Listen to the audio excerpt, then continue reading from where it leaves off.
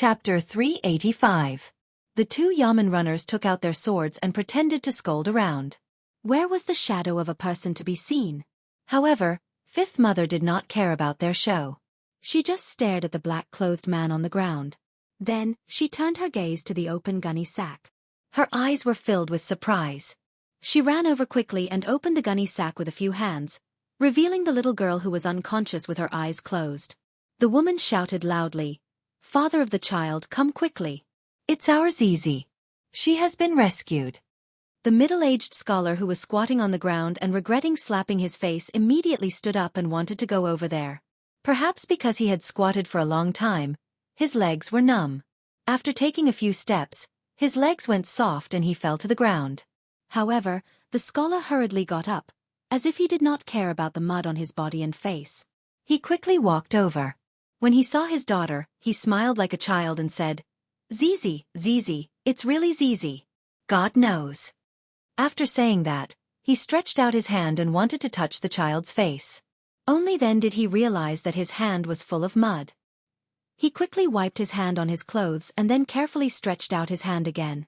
He was afraid that his hand would dirty the child's face, but he also wanted to personally verify the existence of the child with his hand. He could only gently touch the child's little face and brush the hair on her face before he retracted his hand with relief.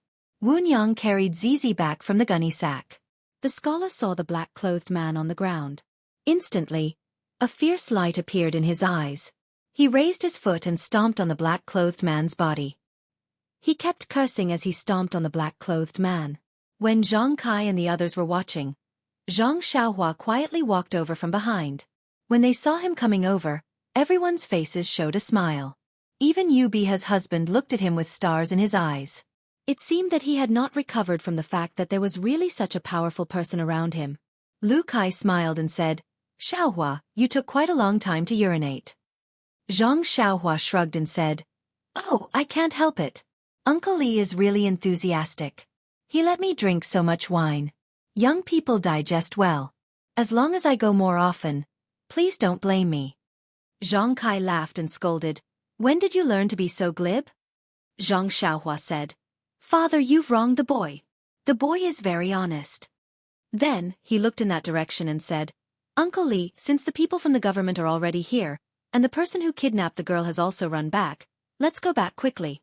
It's already late, it's better to rest early." Zhang Kai also knew Zhang Xiaohua's problem, so he said, "Sigh, young people lack sleep. Brotherly, let's go. I've already seen the Lantern Festival. It's really eye-opening. If I have time next year, I'll have to ask you again." Old shopkeeper Li smiled even more brilliantly and said, of course, you're welcome to harass me, you're welcome to harass me." With that, everyone prepared to return home. However, at this moment, a new situation suddenly occurred. The scholar stepped on the man in black with all his strength, and the two Yamen runners howled for a long time but still couldn't see a shadow. They were about to put away their padao and come over to watch. In fact, the two of them were half happy and half worried. They were happy because they caught the thief effortlessly. Of course, it was a great merit. They were worried because this person was obviously from Jianghu and was definitely not someone they could afford to offend. It was like a hot potato that was forced into their hands. The black-clothed man had only fainted from Zhang Xiaohua's grip. After the fall and the scholar's ferocious assault, he slowly regained consciousness. When he opened his eyes and looked around, he did not quite understand what had just happened. However, what had just happened was not important. What was important was how to escape from here. In front of him, there were only two people who wanted to go forward but didn't dare to. The one who was trying to step on him was a weak scholar. The little girl was still unconscious, and there were only a group of men and women in plain clothes surrounding him. These people were just like ants in his eyes. Why would he care about them? The man in black understood his situation. He grabbed the scholar's foot and was about to throw him away with his strength. At this time, he found that he couldn't mobilize his genuine qi. Then, he checked his genuine qi and his face immediately turned pale. His inner strength was abolished. What should he do? Thinking of this, the man in black used all his strength to pull the scholar down. Then, he turned around and forcibly took the little girl from Wunyang's hands. He held her with his left hand, and then took out a dagger from his arms with his right hand and put it on the child's neck. he screamed. Get out of the way, or I'll kill this child. When the two Yamen runners saw that the man in black had woken up, they were scared witless and immediately ran away. The surrounding people were also stunned and didn't know what to do. Wunyang rushed over from the side and begged while crying, "Hero, please kidnap me. Please put down the child, okay?" The man in black kicked Wunyang aside and scolded, "What's the use of keeping you? You're already an old noob." Xianxia, who was about to leave in the distance, saw this and immediately put her hand into her arms. At this time, the scholar, who had just been pulled down by the man in black, took advantage of the moment when the man in black turned his attention to Wunyang and pounced on him desperately. One of his hands first grabbed the sharp blade of the dagger on the child's neck, and the other hand grabbed the man in black's wrist. Then, he stretched out his head and bit the man's hand that was holding the dagger. The man in black screamed in pain and raised his leg to kick the scholar's waist. However, even if the scholar was in pain, he still didn't let go. Blood immediately flowed from his hand that was holding the dagger and dripped on the child's fair neck. The man in black kept kicking, but the scholar seemed to be determined. He gritted his teeth and didn't let go. Immediately, blood also flowed from the man in black's hand. The man in black was even more nervous. He held the girl with one hand and used his other hand to snatch the dagger back. His other leg also kept kicking the scholar. Seeing that the scholar was bleeding from the corner of his mouth, the people who were watching by the side couldn't stand it anymore. Someone shouted, "Old and young men, this is our Lu town's villagers. We must not let this bad guy hurt our child. Charge, trample him to death. Let's see how arrogant he can be." As he shouted, a short and fat man led the crowd out and ran towards the man in black. Since there was a big brother leading the way, the others also rushed up like the wind. When the man in black saw this, his eyes revealed a look of horror. He didn't expect that the man in black, who usually looked like a yes-man and timid, would have a hot-blooded side. He quickly let go of his right hand and threw the girl aside. At this time, the scholar was also exhausted and could no longer hold on to the man's wrist. His hand loosened and the man in black broke free. The man in black no longer cared about anything else and hurriedly tried to find a way to escape. Unfortunately, he was already surrounded in the span of a few breaths. Seeing this scene, Xianxia didn't take out her small sword. She knew that the man in black's internal strength had been destroyed and was about the same as an ordinary person. With so many villagers around, he might not be able to escape. When the man in black saw that the crowd had surrounded him, he waved the dagger in his hand up and down and said fiercely, "Whoever dares to come up, I'll take his life." After saying that, he walked in a direction. The people in front of him immediately hid outside in fear. It was okay to make a scene, but they couldn't hurt their own lives.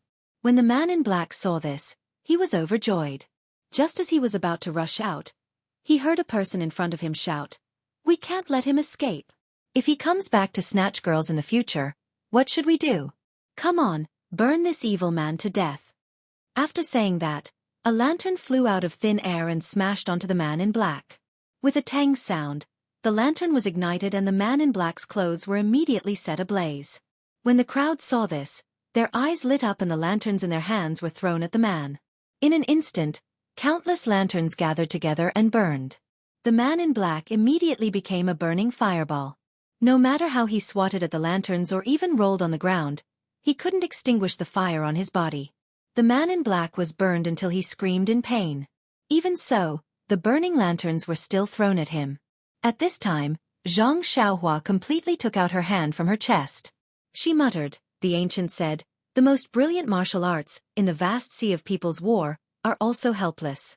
There is no need to deceive." Amidst the flames, the man in black gradually stopped howling, and his rolling body also stopped. Xianxia looked at him and sighed, saying, "Let's go, Uncle Li. It's really late. If we don't leave now, I'm going to fall asleep here." The people by the side were also dumbstruck. They really didn't expect that the man in black would end up like this. He was burned alive. Even if they knew that the man in black was doing bad things, but seeing such a miserable state, they still couldn't bear to see it. Hearing Xiangshua's urging, they also suppressed the emotions in their eyes and walked out along the edge of the square. And the eyes of the commoners who were watching the man in black's burning body actually sparkled with excitement. On the way, Xianxia and the others didn't speak. They only walked silently under Li Jinfeng's lead. Walking in the middle of the crowd, the two women's faces were also a little pale. Their eyes flickered, as if the scene just now had left a deep impression on them. When they returned to the Li family, no one had the slightest desire to sleep. Old shopkeeper Li set up a table in the hall and asked people to brew hot tea. Everyone drank a cup, only then did they warm up. They looked at each other with lingering fear. Li Jinfeng said, "It's really too shocking. I really didn't expect that it would end up like this." Everyone nodded. Only Zhang Xiaohua asked, "Brother Li, what did you think would end up like this?" Li Jinfeng was a little speechless, saying, "At first, I thought that the man in black would be taken away by the Yamen runners. But I didn't expect that when the man in black took out his dagger, the one who ran first was the one who shouldn't have run the least." Chapter 386. Yes, Li Jinfeng was speechless. The government that he had high hopes for had given him the most disappointing answer. What else could he say? But Li Jinfeng's lips were still trembling slightly. "But to burn that person to death, it's really cruel," Lu Kai added. Seeing that the younger generation in the hall were all discussing, the four old men sitting at the head of the table were silent. Zhang Kai was a little better. Although he was older, he only lived in Guozhuang House. The hatred of the villagers was all in the open. Most of them were rumors and gossip. It was rare for someone to actually do something like this. He had also never seen so many people vent their anger on one person and burn him to death. For a moment, he was not used to it. Old shopkeeper Li and old shopkeeper Yu were not the same. They lived in Lu town and had seen many petty thieves. In their business dealings, it was not uncommon to see despicable methods. Especially last time, when old shopkeeper Li's family was almost wiped out by the mountain bandits, his mentality had already changed slightly. Towards such evildoers, they were afraid that they would not be able to get rid of them completely. Old shopkeeper Yu was the same. Of course, even if the two of them wanted the black-clothed man to receive the punishment he deserved, they had never thought that it would end like this today. However, they had forgotten what this deserved punishment actually was. The two of them looked at Zhang Kai's expression and were about to speak when they heard Zhang Xiaohua cough and clear his throat, as if he wanted to speak. Thus, the two of them immediately looked at each other and then at Zhang Xiaohua. In fact, the young man in front of them was the main character of tonight. They knew very well that if Zhang Xiaohua did not use the excuse of going to the toilet to escape and capture the black-clothed man from afar, how could there be a family reunion and a follow-up story? However, since Zhang Xiaohua did not explicitly say that he was the one who captured the black-clothed man, even if they asked now, Zhang Xiaohua might not admit it. Everyone in the hall had the same thought, so when they heard Zhang Xiaohua cough, they immediately quieted down. They all looked at him with longing eyes, wanting to know what this expert wanted to say. Zhang Xiaohua cleared her throat and said, "Daddy, I'll sleep with you later. You don't have to worry about me after you put me on the Kong." Clang, clang, clang. Some of them fell to the ground, and some of them dropped their teacups. No one had thought that Zhang Xiaohua would say something like that. Zhang Xiaohua looked innocently at the people who were shocked by her and said with a smile, "Actually, I know that everyone is shocked by the fate of the man in black tonight. But if you think about it carefully, you might be able to find a reasonable explanation." "Xiaohua, don't talk nonsense. Everyone here is older than you. Who doesn't have as much experience as you? Who is it your turn to speak?" If it was martial arts, Zhang Kai would not object. But when he saw that Zhang Xiaohua wanted to speak frankly, he felt that his son was exaggerating. Who in front of him wasn't a learned person? Only he and his son came from the countryside. If they didn't speak well, wouldn't they be laughed at? At this time Mr. Liu, who had been silent for a long time, waved his hand and said, "Brother Zhang, age has always been the appearance. If we talk about experience, everyone may not have the experience that Xiaohua has. At such a young age, she entered the Jianghu that we have never entered. Now it has been 6 years. I think she must have a lot of feelings. Share it with us so that we won't be suspicious of her." Li Jinfeng also said with a smile, "Xiaohua, just say it. Uncle is just protecting you. I'm afraid you'll mess it up." Zhang Xiaohua looked at Zhang Kai and saw that he didn't have any expression. Then she said, "I'm just expressing my feelings. If it's not good, please add on." Actually, in the end, it's still human nature. Didn't you see when the black-clothed man just woke up? Everyone was so scared that they hid far away. Although the black-clothed man kidnapped Zai, no one went forward. Until Zai's father went forward as if he didn't care about his life. But the black-clothed man wasn't as powerful as they thought. He killed the man with a knife. Then, when the black-clothed man left Zai and wanted to rush out with a knife, everyone was afraid of implicating themselves, so they all moved aside. If you want to talk about power, it's still the leader. If he didn't stand up at that time, the black-clothed man would probably have run away. Would you have let him run away? Yubiha asked softly. Who knows? Anyway, it didn't happen. It's hard to say. Xianxia looked at Yubiha and said in a mysterious tone. Yubiha's face was slightly red. Xianxia smiled and said, I think that at that time, it was that person who threw the lantern at the black-clothed man. The black-clothed man actually didn't have the strength to fight back. When everyone saw how the black-clothed man was beaten up, they knew that they didn't have any qualms about their own safety. That's why they all surrounded him, wanting to experience the pleasure of bullying the strong. They all threw the lanterns in their hands. But, the black-clothed man is a martial arts expert. Why didn't he have the strength to fight back? Yubiha seemed to be a curious baby and continued to ask. Haha, this is the punishment of the heavens. Xianxia said decisively. Mr. Lu said thoughtfully, if that's the case, Little Blossom, what you're saying is that everyone isn't acting bravely for a just cause and stepping forward bravely. Instead, they're using the attitude of a strong person to wreak havoc on the mentality of the weak? Xianxia nodded and said, that's right. Mr. Lu, it's because you can get the pleasure from bullying the powerless strong that you didn't have before. Or maybe it's because you were bullied by the strong in the past. Today, you treated the black-clothed man as an illusion and did such a shocking action. Of course, it's also because of Zai's experience that made people angry. That's why. As she said that, Xianxia's voice became softer and softer. Then she sat there and didn't say anything else. Seeing that everyone in the hall had a serious expression, frowning and thinking while waiting for Xianxia to speak, Zhang Kai awkwardly coughed and said, that. Xiaohua is a bit tired and has already fallen asleep. Let's stop here tonight. Cough cough. At this time, Mr. Lu suddenly understood and said with a smile, hee hee, 5 years ago, I saw Xiaohua sleeping soundly. Today, I saw it again. Lu Kai, Yu and Jin Feng, send Xiaohua to the guest room. The others who didn't know what was going on all sighed in their hearts. Strange people, no wonder they reserved a place to sleep before talking. Sure enough. However, Mr. Lu's arrangement was a waste. Zhang Xiaohua's body was very light. Although she was already 18 years old and taller than Lu Kai could carry her on his shoulder without any effort. Lu Kai wasn't too surprised. He had already heard Lu Qian muttering about it. Only Li Jinfeng was surprised when he heard it. He didn't think that his younger sister's husband had such a good physique. It seemed like his younger sister was blessed. It was already past midnight. Although everyone didn't feel sleepy, they still needed to rest. As for who could sleep, only each person knew. The next day, it was already the 16th of the first month. Since they had already seen the lanterns, Lu Town didn't have anything to miss. Zhang Xiaohua followed her father, Mr. Lu, and the others to buy some things on the streets of Lu Town. They brought some gifts back to the Guozhuang house. However, when they were shopping, Zhang Kai was a little reluctant. From time to time, he would whisper to Zhang Xiaohua, it's just the new year. Since the new year has already passed, don't waste any more money.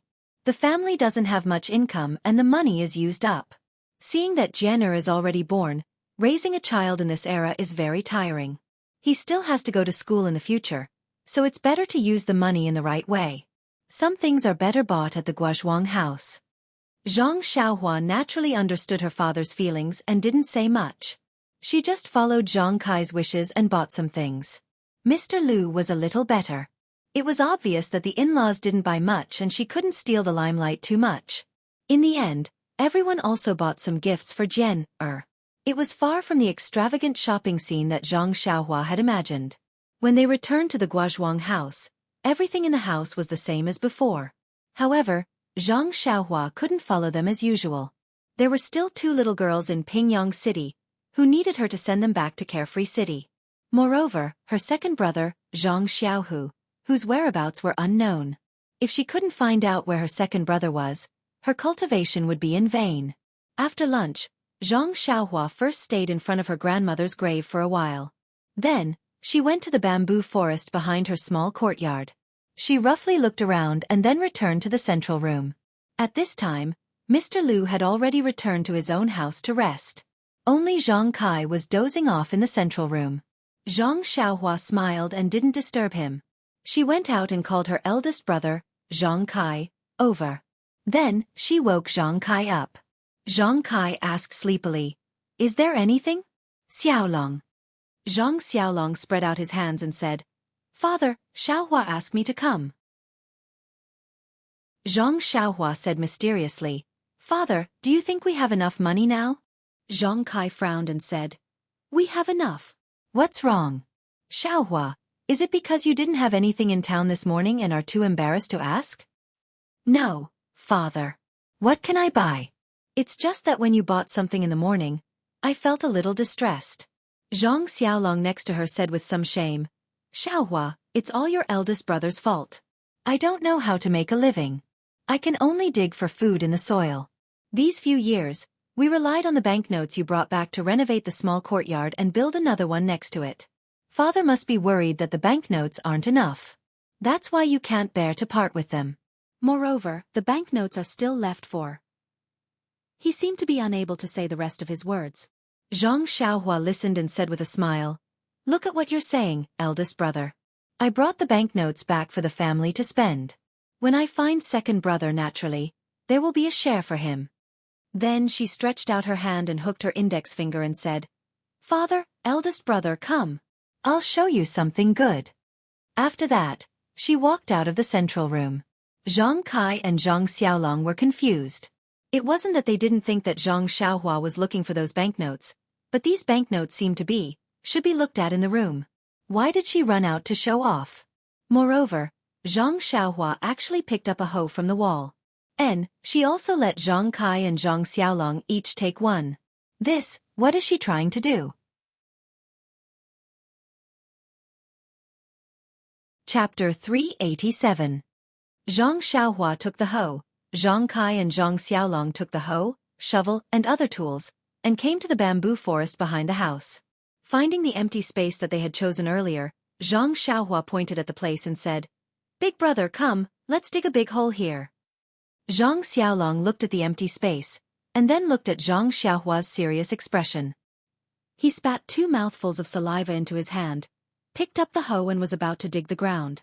But at this moment, Zhang Xiaohua, who had been releasing her divine sense, saw a villager pass by their house. She quickly pulled her big brother's hand and said, "Wait a moment, big brother, someone passed by." Zhang Kai frowned and said softly, "Xiaohua, what are you doing?" Zhang Xiaohua also frowned. She suddenly patted her forehead with her hand and said with a bitter smile, "Oh, father, big brother, I thought wrong. Let's go back to the house." Finished speaking, she walked back to the courtyard without looking back. Zhang Kai and Zhang Xiaolong looked at her, and then looked at each other. They didn't say anything, and took the tools and followed her back to the small courtyard. When they entered the courtyard, Zhang Xiaohua was standing in the courtyard in a daze. She seemed to be thinking about something. Zhang Xiaolong took the shovel from Zhang Kai's hand and was about to put it in the corner. Zhang Xiaohua said, "Big brother, wait a moment, I still need to use it." Finished speaking, she turned her head and said, "Father, big brother, come to this house." "Oh right, I'll go and lock the courtyard door." Zhang Xiaohua locked the courtyard door and brought the 2 people to her small house. As soon as they entered the house, Zhang Kai asked, "Xiaohua, what are you doing? If you want to give us banknotes, then take them out. It's not like your father hasn't seen banknotes before. What are you afraid of?" Even Zhang Xiaolong was puzzled. "Yes, isn't it just banknotes? What was the hoe for?" Zhang Xiaohua looked at their confusion and scratched her chin with her fingers. She smiled and said, "Daddy, big brother, in fact, I really have something good to show you. But don't be surprised and don't make a fuss. This is very important." Zhang Kai and Zhang Xiaolong frowned at the same time, but they also thought about it and nodded. What a joke. How old were they? What was there to fuss about? Seeing that both of them had agreed, Zhang Xiaohua was still secretly laughing in his heart. Actually, he had only said so much to give them some mental preparation. If they were not surprised and did not make a fuss, then he would make a fuss instead. Presumably, he took out the money pouch from his bosom. Seeing Zhang Xiaohua take out the money pouch, the two of them were even more surprised. After so many years, why hadn't Xiaohua changed this old money pouch? Even if he took out a stack of banknotes, they wouldn't make such a fuss. However, what happened next left them dumbfounded. They saw that in the spacious hut, a huge wooden box suddenly appeared inexplicably. "Hey!" the two of them shouted at the same time. "You, Xiaohua, what's going on?" Looking at the surprise of her father and big brother, Zhang Xiaohua was very satisfied with this effect. She smiled and said, "Daddy, big brother, this is my savings." "Oh yes, it's also my spoils of war. I got it from the bandits when I went to Shitsue Mountain to save sister-in-law Lu last time." The two of them suddenly realized and said, "I see. But where did you put it?" Zhang Xiaohua shook the money pouch in her left hand and said, "I put it here. However, this thing is very mysterious. Only I can see it. No one else can see it." Zhang Kai just looked at the very ordinary money pouch. He seemed to be considering the authenticity of Zhang Xiaohua's words. Zhang Xiaolong reached out to take the money pouch. Zhang Xiaohua naturally handed it over. Sure enough, no matter how Zhang Xiaolong looked, there were only 2 small stones, some scattered silver, a few banknotes. There was no big box. And it was impossible to have such a big box. Throwing the money pouch to Zhang Xiaohua, Zhang Xiaolong looked at Zhang Kai. Zhang Kai didn't know what to say at this time. Zhang Xiaohua said, "Daddy, big brother, don't you want to see what's inside?" Zhang Xiaolong smiled and said, "Of course we want to. Open it quickly." Walking to the front of the box, Zhang Xiaohua was about to open it. Zhang Kai shouted, "Xiaolong, close the door first." Zhang Xiaohua had been releasing her divine sense. Of course, she knew that no one would see it.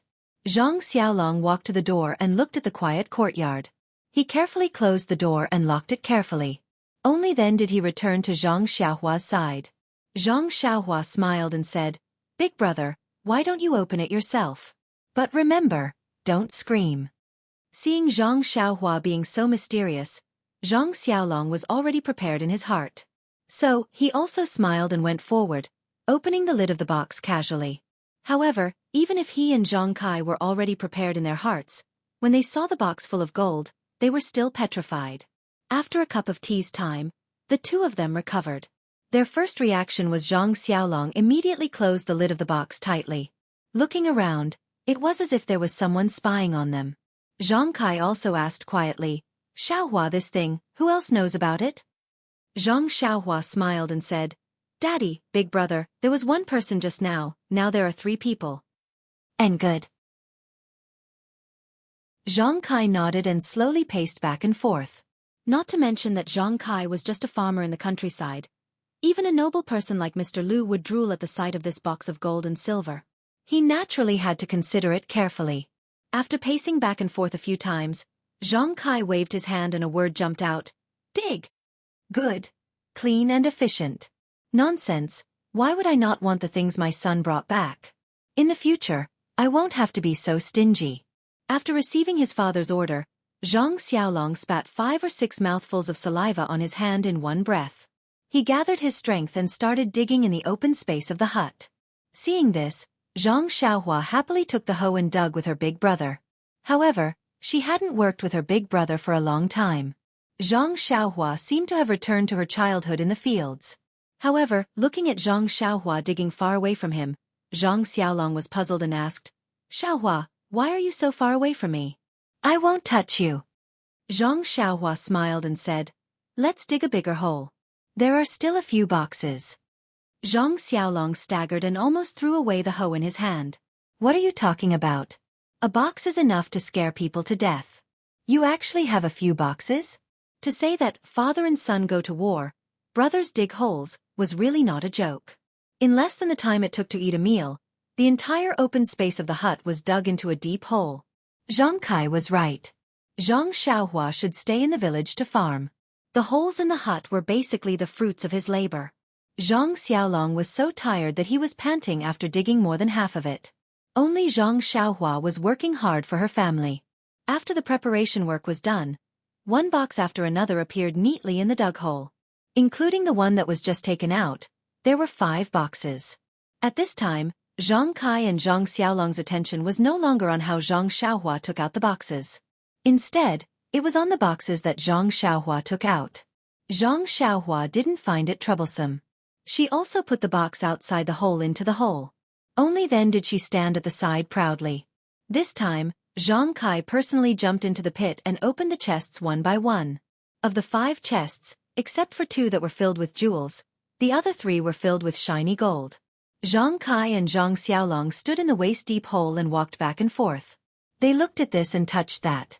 They really couldn't believe that this shocking wealth was now theirs. After a while, Zhang Kai gritted his teeth and said, "Xiaolong, close the lid and bury the box." "Okay, Dad." Zhang Xiaolong agreed loudly. After Zhang Xiaolong and Zhang Xiaohua buried the box with the soil that they dug out, there was still a lot of soil left in the hut. Zhang Xiaolong pointed to the soil and said, "Xiaohua, you just took out a lot of things from the money bag. You can put the soil back. Just treat it as a weight scale." Zhang Xiaohua knew that he wanted to be lazy and said, "Big brother, I can't take these. Even if the weight is ordinary, the value is far from it. Don't think about being lazy. I just dug the hole. This soil is yours." Hee. Zhang Xiaolong didn't realize that he was exposed. He opened the door and poked his head out to take a look. He took the things back and scattered the soil in the yard with Zhang Xiaohua. Zhang Xiaohua smiled and said, "Big brother, there is no one outside the yard. Don't worry. No one knows about today's matter." "Oh, that's good. That's good." Zhang Xiaolong laughed foolishly. It was just like how Zhang Xiaohua felt when she saw a box full of gold. The 3 of them sat down in the central room. Zhang Xiaohua poured tea. Zhang Kai and Zhang Xiaolong's eyes were a bit unfocused. They drank the tea in their cups mechanically. Zhang Xiaohua didn't say anything. She just drank and refined the energy of heaven and earth in the water. At her current level of qi refining, the energy in the water was almost negligible. However, no matter how small a fly was, it was still meat. With Zhang Xiaohua's temperament, how could she let it go? When the pot of tea was about to be finished, she saw that Zhang Kai's unfocused eyes gradually became spirited. The corner of his mouth also revealed a smile. He glanced at Zhang Xiaohua and put down the teacup in his hand. At this time, Zhang Xiaolong's eyes also focused. He smiled and looked at Zhang Kai. He also put down the teacup. Zhang Xiaohua said, "Father, big brother, it seems that you have already thought about how to deal with it. This matter is very troublesome. I don't know how to deal with it. Anyway, the money is spent by you. I don't need it. You can do as you see fit." Zhang Kai smiled and said, "Xiaohua, you are lazy. However, it doesn't matter. There is father, mother, and your big brother and sister-in-law at home. You don't need to worry. You just need to bring those things home." "Ha!" Zhang Xiaolong also smiled. He looked lovingly at his little brother who was almost as tall as him. Zhang Xiaohua was stunned and said, "Then father, how are you going to use the gold? I have thought for a long time, but I still can't think of a way to not attract attention. This is really too easy to deal with." Zhang Kai smiled and said, "I remember that Mr. Liu often said that doing something beyond one's ability is playing with fire."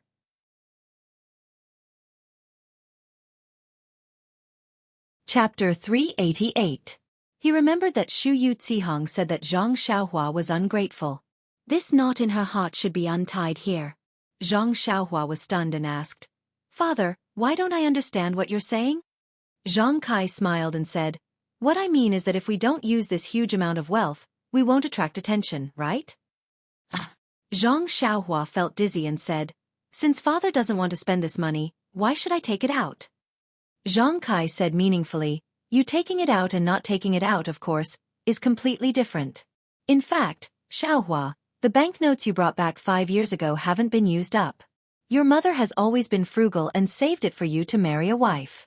Your elder brother didn't spend much money to build a house, so it doesn't matter if you take out the gold or not. However, since you took out such a huge amount of wealth, doesn't our family have a plan in mind? Even if we spend all the banknotes now, there is still the gold in the house as a foundation, right? Tell me, is there any difference between this and not taking it out? Moreover, our family's current situation has already made some people jealous. If we go further, it will be easier to get into trouble. However, with you in the future, the family will be much better.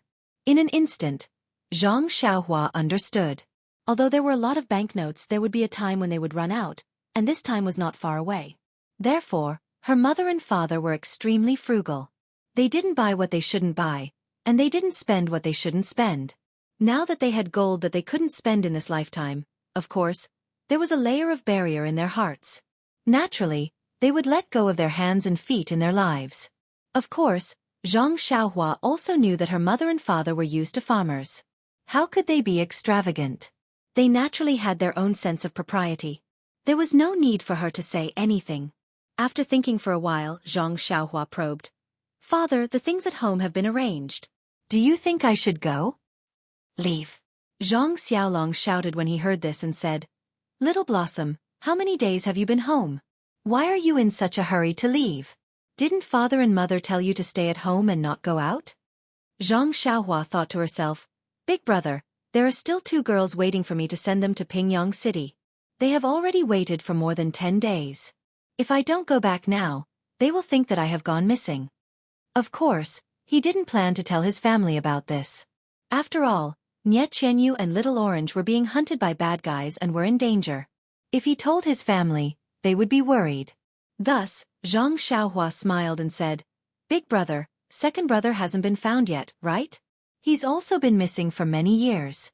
No one knows if he's dead or alive. I'll go look for him now and drag him back from that misty school. What do you think? Then she looked at Zhang Kai's gloomy face and added, Dad, don't worry. I'm just going to look for second brother. I won't get involved in the misty school. Hearing this, Zhang Kai's face darkened even more. Zhang Xiaohua thought to herself, this is bad. Sure enough, Zhang Kai stood up with a whoosh and shouted at Zhang Xiaohua, Come here. After that, he walked out without looking back and went straight to her grandmother's grave outside the courtyard. He shouted, Kneel down. Dad. Zhang Xiaohua was very surprised. Kneel down. Zhang Kai shouted again without hesitation. Although Zhang Xiaohua didn't understand what her father meant, she still knelt down in grievance. Seeing Zhang Xiaohua's aggrieved look, Zhang Kai's heart ached. However, he still hardened his heart and said, Xiaohua, I want to ask you a few questions. Dad, please ask. Zhang Xiaohua said softly while kneeling. When we met your sister-in-law in Lu Town, who saved us? Hero Wan and Heroine Shui. Then when you and Big Brother went to marry your sister-in-law, who saved you on the way? It was Hero Lu. Where did you learn your martial arts? This. Zhang Xiaohua was a little hesitant. His Carefree Heart Sutra was accidentally obtained from the Misty School's library. Then he slowly figured it out. If it was not taught by the Misty School, then this sutra was indeed obtained from the Misty School. Moreover, his Big Dipper Magical Fist and the most basic Arhut Fist were also taught by He Tianshu. If his martial arts had nothing to do with the Misty School, then he would be going against his conscience. Therefore, Zhang Xiaohua said helplessly, I learned it from the Misty School's library. When you first arrived in Pingyang City and went to that manor, was it the Misty School's property? Did they give you a job? It was undeniable that Huanxi Manor was the property of the Misty School. In other words, it was the Misty School that indirectly gave Zhang Xiaohua his first job. Zhang Xiaohua nodded helplessly. Did your second brother join the Misty School and gain the favor of the sect master to become her direct disciple? This was exchanged with my life. Zhang Xiaohua explained anxiously. However, Zhang Kai did not listen. He only asked, You're just saying yes or no? Yes. All right. Then ask yourself in front of your grandmother. Can you cut ties with the Misty School? Regardless of whether the Misty School admits it or not, shouldn't you be the first to admit that it was the Misty School that helped you? Now that the Misty School is in trouble and I heard that it was destroyed, don't you have any thoughts about it? You even dare to say, if it wasn't for second brother Soon, what does the Misty School have to do with me? Ask your grandmother in the Netherworld and see how she will answer you. These words struck Zhang Xiaohua's head like a bolt of lightning. With a swoosh, Zhang Xiaohua broke out in a cold sweat. Even the bean-sized beads of sweat dripped from the top of his head. Yes, even if I'm not a disciple of the Misty School, the Misty School may not acknowledge me as a disciple. However, can I cut ties with the Misty School? Seeing his son like this, Zhang Kai's expression softened. He said, Xiaohua, be grateful. Remember, you must be grateful. Our family is poor and you left early. These 5 years, Father knows that your life has been difficult and dangerous. Father didn't fulfill his responsibility as a father and didn't teach you properly. This isn't your fault, it's all Father's fault. Our family has received a lot of kindness from the Misty School. They say that a drop of water should be repaid with a gushing spring. You must remember, we must repay the Misty School's kindness. Zhang Xiaohua cried in shame. He said, I know, Father. I will definitely repay the Misty School's kindness. Father, when I first came back from the deserted island and heard about the Misty School, I wanted to avenge gang leader O and the others. However, I don't know why, but along the way, I feel more and more bored. I just want to cultivate quietly and don't want to be entangled by these mundane matters. Now that I think about it, I don't even know what I said just now. Maybe I just said it casually. Yes, since you said it casually, then you must have such thoughts in your heart. I don't know about your cultivation of martial arts, but, Sai, let me talk about what happened yesterday. Since you caught that black-clothed man yesterday, you should have caught him thoroughly. Don't give him any chance to resist. Look at what you did yesterday, you almost made a mistake. I guess that Zizi's father was also seriously injured. Moreover, you even caused the black-clothed man to be burned to death. Father, I know I was wrong. I only wanted to catch him and hand him over to the authorities. Sai, and last night, you talked about human nature in the Li family. I don't know much about it, so I didn't dare to disrespect you and didn't interrupt you. What you said may be reasonable, but I feel that although you can't be on guard against others, you shouldn't think too badly of others. I know that people in the Jianghu are sometimes very scheming, but justice is in people's hearts. Even if there's no heart, there's still God watching. Moreover, now that you have the ability, I don't want you to become a hero and be loved by others. I only hope that you can become an upright person, and use a grateful heart, a compassionate heart, and a chivalrous heart to face everyone. Zhang Xiaohua had never been lectured by her father in such a serious manner since she was young. She could only listen with tears in her eyes and nodded repeatedly. Seeing this, he said, That's all I have to say. I won't say anything more. Kneel here and think carefully. If you understand, then go back to your room. After he finished speaking, he turned and left. When he was halfway there, he saw Guosufei running over in a hurry. Wasn't the person behind her Zhang Xiaolong who ran out just now? Seeing Zhang Kai angry and Zhang Xiaohua crying, Guosufei also shed tears. She glared fiercely at Zhang Kai, then ran over to Zhang Xiaohua and said, Xiaohua, don't mind your father. He's going senile. Zhang Xiaohua wiped away her tears and said, No, mother, father is right. I was wrong. Please let me accompany grandmother and think about it carefully.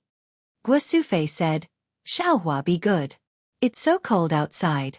If you want to think about it, you should go inside and think about it. Pfft, Zhang Xiaohua laughed and said, Mother, I'm already 18.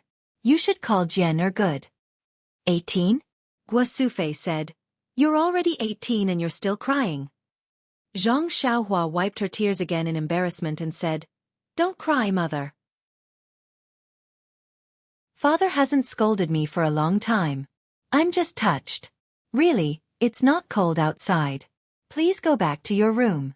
If you're here, I won't be able to think. Won't it be even more of a waste of time? Seeing that Zhang Xiaohua refused to leave, Guosufei could only remind her, Think about it carefully. Hurry up and think. I'll go and cook for you. When it's ready, I'll call you. After saying that, she was still worried. She turned around and hurried away. When her mother was far away, Zhang Xiaohua finally calmed down and carefully sorted out her thoughts. In fact, Zhang Xiaohua had always had a very good impression of the Misty School, sect leader O, Wen Wenhai, Lu Mingyue, Xue Qing, He Tianshu, and the others. She was even more grateful to O Pang. However, when she found out about the secret of the Immortal Tao and discovered that her Carefree Heart Sutra was an item of the Immortal Tao. She knew that the Misty School was an Immortal Tao sect. When she thought about how Peng had mysteriously asked her to copy the manual of her Big Dipper mystical fist, she was puzzled.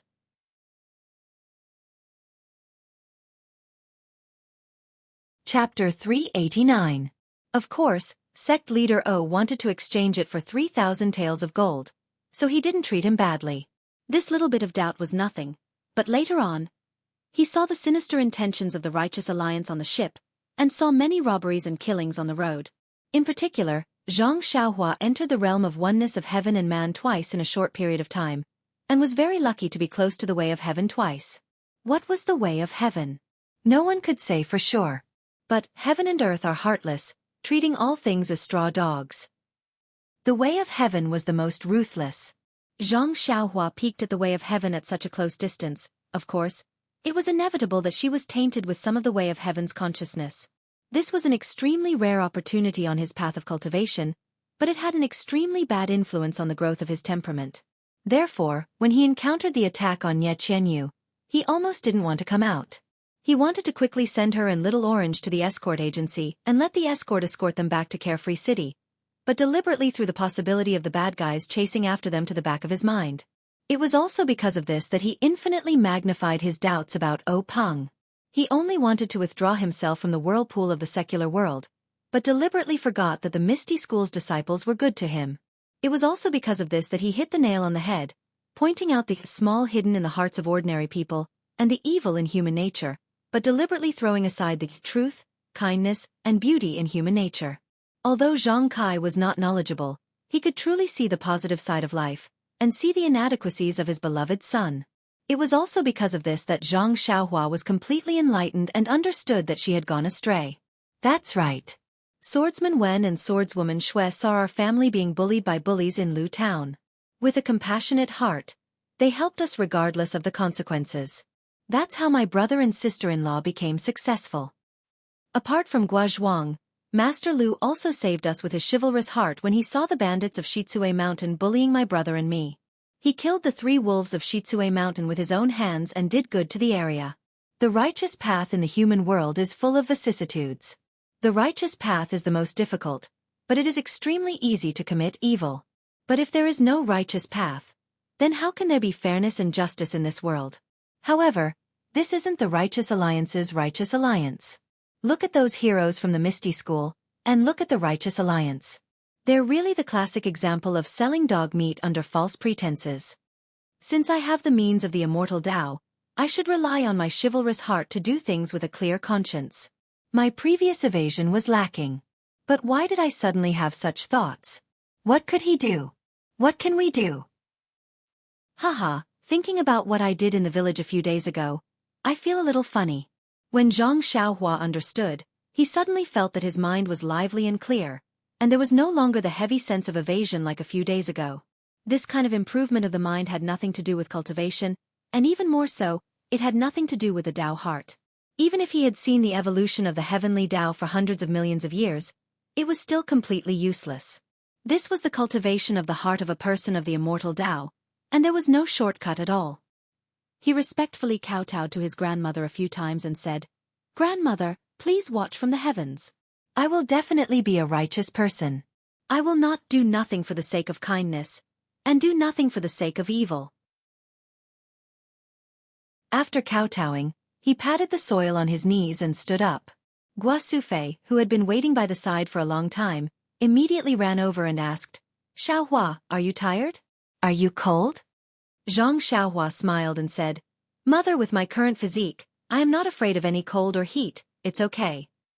Gua Sufei saw the gentle smile on her son's face, and was naturally happy and said, "Good, good, it's good that you are not afraid of the cold. You have been kneeling for the whole afternoon. Quick, Mother made you red braised pork, let's go eat." "Okay." Zhang Xiaohua agreed without hesitation. Gua Sufei was also very happy. Zhang Kai, who was pacing in the courtyard, saw Zhang Xiaohua come back with a calm expression, and his heart returned to his stomach. After dinner, the family did not stay in the small courtyard, and gathered at Zhang Xiaolong's place. Lu Qian had already gone to the field, but because of the village customs, she did not go out of the house, and only greeted the family in the house, and brewed tea. Zhang Jian was still holding the two primeval stones in his hand, sleeping soundly. Zhang Xiaohua used her divine sense to scan the two primeval stones, and found that the origin energy in them did not decrease, and she also did not feel any fluctuation of origin energy in Zhang Jian's body. Zhang Xiaohua was a little puzzled. The omen was so strong. Why was there no change in Jian'er's body? That day, the golden array formation and the dense purple energy were all absorbed into his body.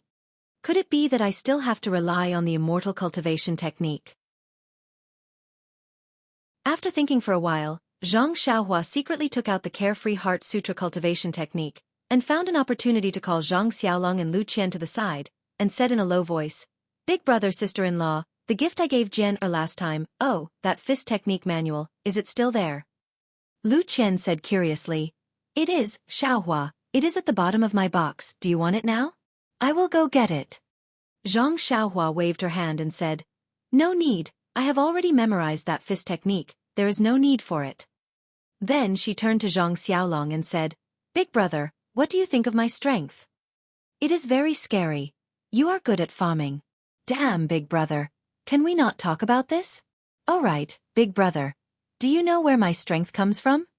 Zhang Xiaolong was stunned and said, "Strength is not innate. Could it be that you trained it from martial arts?" Lu Qian was unusually intelligent, and immediately said in surprise, "Could it be that fist technique manual?" Zhang Xiaohua said with a smile, "Sister-in-law is still the best, it is that fist technique manual." "That is great, when Jian grows up, I can rest, the business of farming will be handed over to him." Zhang Xiaohua fainted. "Big brother, look at you." Lu Qian was angry, and said with her almond-shaped eyes, "Shut up if you don't want to kneel on the washing board at night, don't say another word." Zhang Xiaolong subconsciously kept his mouth shut, and fear appeared in his eyes. Lu Qian changed into a smile, and said to Zhang Xiaohua, "Xiaohua, continue." Zhang Xiaohua suppressed the laughter in her heart, and said, "This fist technique manual, when Byron is 5 or 6 years old, maybe a little earlier, this is up to you. Let him see the pictures inside, and let him practice according to the fist technique manual." "Don't we need to find someone who knows fist technique to teach?" Zhang Xiaohua shook her head seriously and said, "Sister-in-law, remember, you must remember, do not let others teach Byron fist technique, and also do not let others see this fist technique manual. You can only let Byron explore by himself." Lu Qian saw this, and with a serious face, she nodded repeatedly. "Also, sister-in-law, this fist technique, according to my experience at the beginning, the limit is 9, and after 9 times, it is complete, at most 9 times 81 times a day, any more than that is useless. After a certain level of practice, you will enter the second level with 8 as the limit and so on, until you can practice once 9 times a day." Lu Qian was stunned, and asked doubtfully, "Then, what does it mean to practice to a certain level? Is it proficiency, or time?" Zhang Xiaohua smiled and said, "This, when the time comes, Byron will naturally know, it is useless to talk about it now." The cultivation method of immortals was unimaginable. Even if she explained it to Lu Qian now, it would be difficult for her to understand, so she might as well not say it. Also, when you practice to the point where you only need to practice 9 times a day, and there is no improvement, you need to practice this fist technique in reverse, then you will gain something. However, for this reverse practice, I do not have a fist technique manual, sister-in-law. You can let Byron practice these 108 moves in reverse according to his own understanding, or according to this fist technique manual. Thinking of the fist technique manual, Zhang Xiaohua naturally thought of Zhang Chengyue, the real man who resolutely committed suicide on the ethereal peak. Sighing, looking at Lu Qian who did not quite understand, Zhang Xiaohua explained, "This is different from memorizing, it is to practice the moves in the fist technique manual completely in reverse." At this moment, Zhang Xiaolong raised his hand, opened his mouth, as if he wanted to say something. Lu Qian said angrily, "Say, what do you want to say?" Zhang Xiaolong smiled and said, "Xiaohua, can I practice this fist technique? If I practice it, I will have strength. Won't it be better for me to work in the field?" Lu Qian was furious and said, "You shut up." Zhang Xiaohua patted her forehead, suddenly realized and said, "Big brother, you are right, I was just thinking about Byron, but I forgot about you, but I don't know if there will be any effect after you practice it. How about this, I will practice this fist of the North Star from beginning to end, you see." After that, she walked to the courtyard, from beginning to end, and from end to end, from end to end completely. These 216 moves made Zhang Xiaolong dizzy. He did not know what to do. Then, Zhang Xiaohua demonstrated the links of the fist of the North and South Star. Lu Qian finally understood completely. Zhang Xiaohua saw that her brother was a little depressed, and said with a smile, "Big brother, I used a long time to practice this fist of the North Star. You just took a look and want to learn. It is not very possible." Zhang Xiaolong thought about it and said, "Anyway, it is not too late for you to teach me when you are at home." But just as he finished speaking, he remembered that Zhang Xiaohua had told Zhang Kai at noon that she would go out to find Zhang Xiaohu immediately. He said embarrassedly, "I am not in a hurry, I will practice slowly. You can teach me a move later, I will think about it myself." Zhang Xiaohua thought that this was the only way. If she really taught Zhang Xiaohu, there would be no effect for at least a year. But first, there was no news from Zhang Xiaohu, and her family was not at ease. Second, Nie Qianyu was still waiting in Pingyang City. She did not want to involve her family in the dispute of the pugilistic world, so naturally, she could not bring them over. Moreover, Nie Qianyu's family was also waiting anxiously. Putting herself in their shoes, she also wanted to send them back quickly. After that, the three of them entered the house. Zhang Xiaohua took out the Carefree Heart Sutra and said, "Sister-in-law, this is another internal energy cultivation method, but it is different from the fist manual. This book is still to be returned to the Misty School, so you can't lose it." Lu Qian reached out and took it, smiled and said, "Then I will hide it under the box."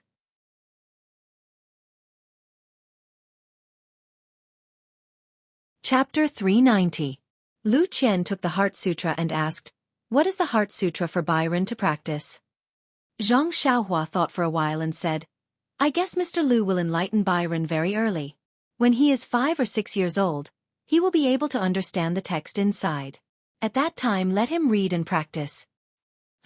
Lu Qian said in surprise, "He can only learn it when he is 6 years old. Then why are you in a hurry to give this to me? When the time comes, you can come back and teach him. Besides, I read in the biography that practicing internal strength is very particular. If there is no master to guide him, it is easy for something to happen. I think it is better to let you teach him." With that, Lu Qian was about to return the Heart Sutra to Zhang Xiaohua. Zhang Xiaohua smiled and said, "Sister-in-law, practicing internal strength is easy to cause trouble, but you see, I also practice it myself. Am I not fine? Besides, sister-in-law, you must believe me. Byron will definitely have no problem." Lu Qian was skeptical, but she still carefully put away the Heart Sutra. She asked worriedly, "If Byron doesn't understand, can he ask my father?" Zhang Xiaohua thought for a while and said, "If you don't understand the text, you can naturally ask. If you don't understand the content, don't ask. It is best not to let others know about this book. Remember." Lu Qian listened with a heavy tone, so she could only nod cautiously. Zhang Xiaohua was also bold. He relied on his own exploration to reach his current level. He thought that everyone could practice by themselves, so he easily gave the Heart Sutra to his sister-in-law and let his little nephew explore by himself. He was a shopkeeper who didn't do anything. If Byron cultivated, he was only 5 or 6 years old. How could he understand the content of the book? However, was Zhang Byron an ordinary person? After explaining the matter of Byron, Zhang Xiaohua saw that his father and mother were playing with Byron. He took Zhang Xiaolong to the courtyard and began to teach Zhang Xiaolong the Big Dipper magical fist. Only after Zhang Xiaolong taught him did he realize how he Tianshu felt back then. That's right. Zhang Xiaolong could have hit it this way and hit it from this angle, but Zhang Xiaolong hit it wrong. By the time Zhang Xiaolong corrected him, there were other problems. After a few times, Zhang Xiaohua lost her patience and encouraged him, "Big brother, you're really a martial arts genius. I practiced this move for many days before I reached your level." Zhang Xiaolong was pleasantly surprised. "Really? Xiaohua, it seems like I'm really not an ordinary person. If I had known earlier, I would have followed you to Pingyang City." Hi, that's right, big brother. If you go, I reckon that the Misty School won't be destroyed. You might not be able to defeat the enemy, but you can at least learn the essence of the Misty School. Then, you can start a family in the Guozhuang house and inherit the legacy of the Misty School. Yes, Xiaohua, you're right. I'm really a pearl that has been covered in dust. So, big brother, if you have time, you should look at the martial arts manual yourself. I'm afraid that I might lead you astray and delay your progress. I see. All right, Xiaohua, then I can only reluctantly practice on my own. After settling Zhang Xiaolong, Zhang Xiaohua went back into the house to look for her mother. Zhang Kai and Guo Sufei were still on the Kong bed, watching Zhang Byron sleep soundly. Just now, Byron woke up for a while and played with the two elders for a while before going back to sleep. At this moment, the two of them were whispering to each other. Seeing Zhang Xiaohua enter the house, Guo Sufei laughed softly and said, Xiaohua, I heard from your father that you did something good in Lu Town last night? When Zhang Xiaohua heard this, she blushed a little and said, I wanted to do something good, but I didn't do it thoroughly and left a little tail. Today, I heard from father that I know I was wrong.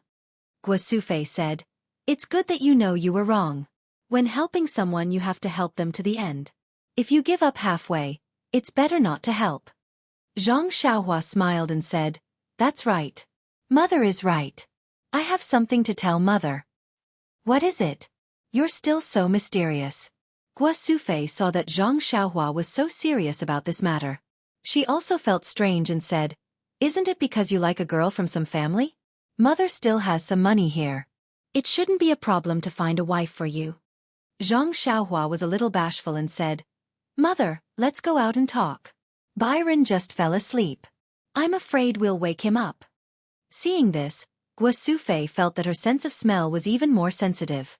However, in her heart, she muttered, I just went out for a day and already found someone I like. Could it be that I was cheated? Zhang Kai actually knew Zhang Xiaohua's feelings and also encouraged Guo Sufei to go to the central room. Sitting on a chair, Guo Sufei laughed and asked, Xiaohua, you're not young anymore. It's the right time. Tell me, which family's girl do you like? Zhang Xiaohua smiled and said, Boy also doesn't know where that girl is. I can't tell you right now. You sly girl. Then why did you call mother here? Guo Sufei only thought that Zhang Xiaohua was thin-skinned and didn't think much of it. Zhang Xiaohua looked at her father and said, Mother, I already told father this afternoon that I want to find a time to leave the Guozhuang house in the next 2 days. After I go out to look for second brother, I'll go back to the Guozhuang house with him. Hearing this, Guo Sufei's face immediately changed and said, No, you left the Guozhuang house when you were 12 years old. Until you turned 18 this year, you only came back once. That time, you also left without saying goodbye. In a flash, you disappeared for more than 5 years. Do you know how much mother's heart hurts? Do you know how mother's days have been? If it wasn't for the child in your sister-in-law's belly that mother missed, I'm afraid that mother wouldn't be able to see you come back. As she spoke, tears immediately flowed out. She looked at Zhang Xiaohua with eager eyes. The affection of licking her child was obvious. When Zhang Xiaohua came back this time, Guo Sufei was far less emotional than the last time. First, she had a younger son who was worried about her, so she didn't have much free time. Second, she was somewhat confused between reality and dreams. She was afraid that this was just a beautiful dream of the past, so she didn't dare to overdo it. Today, before she could completely adapt to the reality of her son's return, Zhang Xiaohua once again asked to leave her. How could she bear to do it? She still wanted her younger son to be happy at her knees and find a lovely wife, so that she could sing the husband and wife songs under her eyes. Seeing this, Zhang Xiaohua walked forward and sat on the chair next to her mother.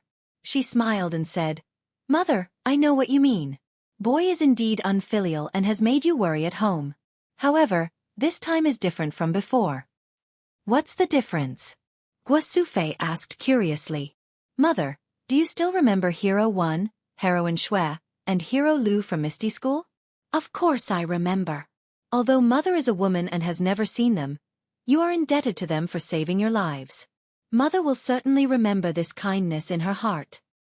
Mother, if they were killed and the boy knows who killed them and has the ability to kill their enemies, do you think the boy should avenge them? Ah, our benefactors. Have they really met with misfortune?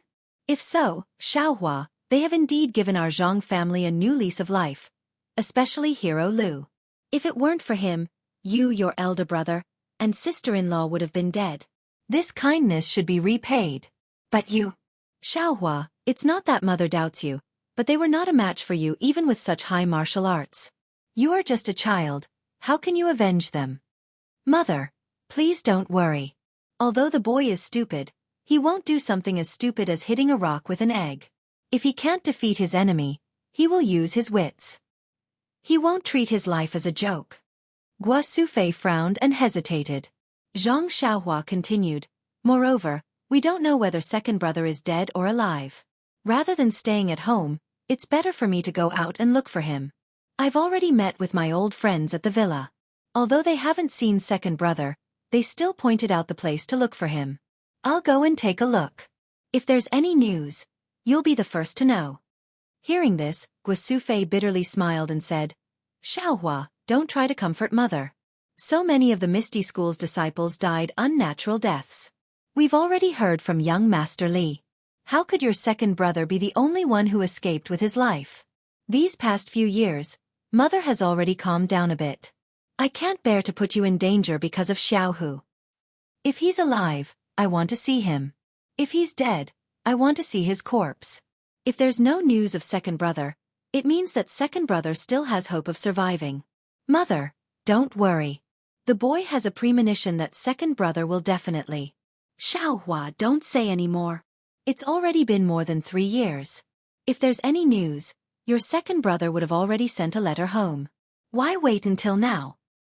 This, Zhang Xiaohua was speechless for a moment. Forget it, Xiaohua. Go back and rest first. Let your mother think about it carefully tonight. She's a sensible person. Let's talk about it again after she's thought it through. Zhang Kai advised. Hearing this, Zhang Xiaohua knew that her father wanted to speak up for her. She didn't say anything more. She said something else to them and returned to her room to rest. Ever since Zhang Byron was born, Guo Sufei had been accompanying Lu Qian to take care of the child. Tonight, she handed this task over to Zhang Xiaolong and followed Zhang Kai back to the room next door. When Zhang Xiaohua returned to his room, he saw that it was still early. He sat down cross-legged and took out a few small jade pendants. He knew that although his mother loved him dearly and didn't want him to get involved in the Jianghu, the Misty School was a great favor to the Zhang family. For the sake of righteousness, his mother wouldn't stop him. As for Zhang Xiaohu's life and death, Guo Sufei couldn't let it go. For the sake of family, his mother would definitely let him go. Therefore, before he left, he had to settle the matters at home. Actually, when he was making a jade pendant for Ji Xiaohua's mother in Soning Town, Zhang Xiaohua already had this idea.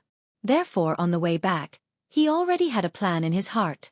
In the formation jade slip left behind by Venerable Fire Dragon, there were quite a number of defensive and offensive formations. However, they were all slightly complicated. During this period of time, Zhang Xiaohua had been studying them. Although he wasn't very confident, he still wanted to give it a try. Taking out a jade pendant that had already lost its energy, he placed a new small primeval stone in his right hand. Zhang Xiaohua calmed down and silently recited the incantation. His left hand moved according to the instructions of the jade slip. The energy of heaven and earth was extracted from the primeval stone and gradually formed into a restriction in his left hand. At this moment, Zhang Xiaohua's heart skipped a beat. Please accept, please tip, thank you.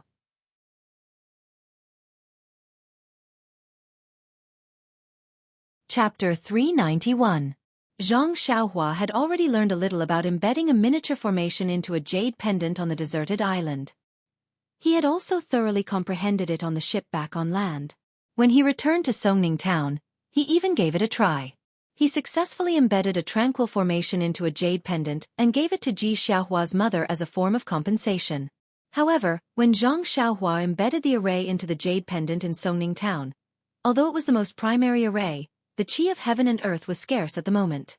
Zhang Xiaohua could barely make ends meet by mobilizing her qi with incantations, so she pondered over using the vital stones and the vital qi in her body to barely complete the jade pendant. At that time, her vital qi was exhausted and she was so tired that her face turned pale. Now, Zhang Xiaohua wanted to embed a more advanced defensive array into the jade pendant. Zhang Xiaohua had pondered over this array many times on her way back to Pingyang City. However, there was always a sense of obscurity when she made the incantation. When it reached a certain level, it was difficult to continue, let alone embed it into the jade pendant. However, when Zhang Xiaohua made the incantation today, she felt that it was as smooth as moving clouds and flowing water, as if the previous sluggishness had disappeared. Therefore, Zhang Xiaohua's heart skipped a beat. However, this was not the time to ponder over it carefully. She hurriedly changed the incantation in her hands and completed the complicated transformation of the entire array. Then she shouted clearly, "Go!" She put her left index finger and middle finger together and mobilized her vital qi, striking the array that had already been completed at her fingertips toward the jade pendant in front of her. In her divine sense, she saw that the array was shrinking and the vital qi in it became denser and denser. Finally, it shrunk to the size of the jade pendant. With a very clear bang, the array was actually embedded into the jade pendant. In an instant, the jade pendant flashed with a brilliance invisible to the naked eye. The extremely ordinary old jade immediately became somewhat different. Zhang Xiaohua could naturally see some clues through her divine sense, but sorry, she could not see anything with her eyes. But just when Zhang Xiaohua was feeling satisfied and wanted to be proud, she suddenly felt that the yuan qi in the jade pendant was somewhat chaotic. With a light pang sound, the jade pendant in her hand immediately turned into a pile of powder. Zhang Xiaohua frowned. She thought about it carefully for a while before relaxing slightly. She took out another jade pendant from her bosom and continued to make it. He still had a lot of such jade pendants in his money bag. They were all from the treasure house of Shizue Mountain. Zhang Xiaohua knew the use of these jade pendants, so she didn't put them all in the box. She buried them underground, so she didn't need to be too stingy. This time, the incantation was successfully completed. However, when the incantation was inserted into the jade pendant, Zhang Xiaohua's expression was serious. The movement of her left hand seemed fast but was actually slow. Amidst the slowness, there was a strange frequency. With another bang, the incantation was successfully inserted into the jade pendant. However, this time, the jade pendant did not undergo any special changes. The only difference was that the color of the jade had become denser. Zhang Xiaohua didn't need to look carefully with her divine awareness. She had already felt that she had succeeded this time. Putting the successfully made jade talisman on the Kong, Zhang Xiaohua closed her eyes and pondered. Why did the incantation go so smoothly this time? Why did the incantation suddenly disappear? After thinking for a long time, she realized that the luckiest thing during this period was that she had come into contact with the innate tactical matrix of Byron when she was born. Although she didn't deliberately comprehend it, just a simple peek had a profound impact on her cultivation of tactical matrix. Presumably, this was the only reason. Thinking of this, Zhang Xiaohua couldn't help but look at the 360 tadpole-like talismans in her Naiwan palace. They were shining with a faint golden light and surrounded her essence of devotion, shining like tassels. Zhang Xiaohua's mouth showed a trace of a smile. In the future she would be able to comprehend it. After finding out the reason, Zhang Xiaohua opened her eyes and made several jade slices into jade talismans one by one. It was very correct to say that practice makes perfect. The last few talismans were all made in one try. There was no failure. Zhang Xiaohua was also very happy to see this. She made as many as 10 talismans smoothly. Looking at the sky, Zhang Xiaohua was about to put away the jade talismans. His heart was moved again. These 10 jade talismans were only used for defense. It was more than enough. However, if she encountered a powerful person and didn't have a thunderous counterattack, she would be at a disadvantage. It was not appropriate. As the saying goes, offense is the most powerful defense. Thinking of it, she did it. After all, it was all about cultivation. Zhang Xiaohua immediately took out 10 jade slices and put an offensive tactical matrix that she had already memorized in her heart into them. Not long after, 10 jade talismans were made. Looking at the red jade talismans, Zhang Xiaohua was puzzled. Was this color related to the tactical matrix? However, she had just finished learning this tactical matrix. She was not proficient in the other tactical matrices, so she couldn't test it. Putting away the 20 jade talismans, Zhang Xiaohua sat cross-legged and prepared to cultivate the Carefree Heart Sutra. However, when she began to cultivate, she found that her Heart Sutra cultivation method had actually made some slight progress. Zhang Xiaohua was overjoyed. Could it be that she could cultivate this talisman?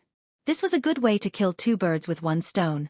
Waking up the next day, Zhang Xiaohua finished practicing the Big Dipper magical fist in the bamboo forest. When he returned to the courtyard, Guo Sufei had already woken up to prepare dinner. Looking at her mother's slightly swollen and bloodshot eyes, Zhang Xiaohua's heart ached. Mother obviously did not sleep well last night. This boy is unfilial. However, if I can't find second brother, then I will be even more unfilial. I hope mother can understand me. When I am done, I will definitely accompany mother and father. Sigh, I forgot that I still have to help mother and father find some longevity prescriptions. According to Venerable Hualong's records, there are some pills that can extend one's life. However, although he is knowledgeable, he is not proficient in this aspect. Cultivating the immortal Tao can extend one's life. However, mother and father are obviously not suitable for it. I don't even know if big brother and sister-in-law can do it. I am just a beginner and do not know how to guide others. Let's talk about this later. Guo Sufei saw Zhang Xiaohua enter the courtyard and forced a smile. Xiaohua, you went out to practice martial arts. Zhang Xiaohua respectfully said, Yes, mother. Music does not leave the mouth and fist does not leave the hands. This martial arts needs to be practiced frequently. Seeing her mother wiping her eyes and going back to work, Zhang Xiaohua picked up the bucket and said, Mother, I am going to get some water. It has been a long time since I worked for you. Guo Sufei said, No need. Xiaohua, you have a good rest. Let your big brother do this work. Zhang Xiaohua was not willing to comply. She took the rope and the bucket and went out. Because it was winter, the fields were filled with snow. Zhang Xiaohua returned for a few days and did not go to the fields that were still under her name. This time, she used the excuse of fetching water to take a good look. The fields were now under Zhang Xiaohua's care. Looking at the neat ridges exposed from the snow and the fine soil in the fields, Zhang Xiaohua knew that her big brother was very meticulous in farming. Sighing, Zhang Xiaohua turned and went down the hill. Although this field was very good, it was destined that it would not belong to her. The snow at the bottom of the hill was very deep. The black well was exposed. Standing next to the well, Zhang Xiaohua was somewhat hesitant. How should she deal with the well water? Based on Zhang Xiaohua's attitude 2 days ago, he had already placed a restriction on the spring water. As long as the Zhang family came to take it, no one else would be given a single drop. But now, Zhang Xiaohua's attitude had changed. The spring water was sweet and rich in the qi of heaven and earth. It was the best gift from the heavens. Since it was a gift from the heavens, it must not be used by a particular family. If he placed a restriction on it, it would only be used by himself. What was the difference between him and the bullies in Lu Town who took other people's things for their own use? What's more, the essence of heaven was the most dependent on fate. If she monopolized it, presumably it would shorten her life and break her fortune. Because of this spring water, her family had already produced Zhang Byron. It was already a blessing for the generation. Why should she be greedy? Thinking of this, Zhang Xiaohua was relieved. She fetched the well water, carried it with her hand, and walked back to the village. How could she still think about who drank the well water and who didn't? Now that Zhang Xiaohua is benevolent and kind, he thinks of the greater good. In fact, it is precisely because of this that it makes sense. Dear officials, think about it. If Zhang Xiaohua had placed a restriction on the well, others would only see the Zhang family drawing water from the well, and they would be able to get the sweet well water, but others would not be able to. Or perhaps, the Zhang family would be able to see the well, but others would not be able to. Wouldn't it be a cover-up that would attract more attention? On the contrary, it was the most appropriate to follow fate and not reveal the mountain and not reveal the water. As for whether this spring water was the key to creating a person like Zhang Byron, this was a question that no one could say for sure. After pouring the well water into the water jar, breakfast was ready. As usual, Zhang Xiaolong brought the food next door to eat with Lu Qian, while Zhang Xiaohua ate with her mother and father in the house. Although breakfast was very short, Guo Sufei's mouth did not stop for even a moment. She gave instructions here and there, gave instructions on this side and worried about that side. Hearing this, Zhang Kai frowned a little. However, Zhang Xiaohua smiled faintly and responded to each and every one of them. She did not slack off in the slightest, as if this was the most delicious side dish. But in the end, Guo Sufei was still worried. She repeatedly doubted Zhang Xiaohua's martial arts. She was afraid that she would lose this son of hers again. Zhang Xiaohua helplessly said, "Mother, you really don't have to worry. That day, didn't you already see the weight of my weapon? Think about it. With such a heavy weapon, who wouldn't be afraid if it hit them? They would have already run away. Who would dare to fight with me?" "Forget it, Xiaohua. Do you think I haven't heard of storytelling? If you hit people, they wouldn't dodge? Besides, what you call a weapon? It's just a stone stick." Zhang Xiaohua scratched her head and said, "How about this, mother? I'll give you a demonstration. What do you think of my ability?" "Don't. I don't think you have the level of a martial arts master. How can I let you demonstrate?" At this time, Zhang Xiaolong walked in. Zhang Xiaohua smiled and said, "I don't need to know martial arts. How about this? Let Big Brother tie me up." Zhang Xiaolong was shocked and said, "Mother, Xiaohua is still young. If she has done anything wrong, just say it. Why do you have to hang her up and beat her?"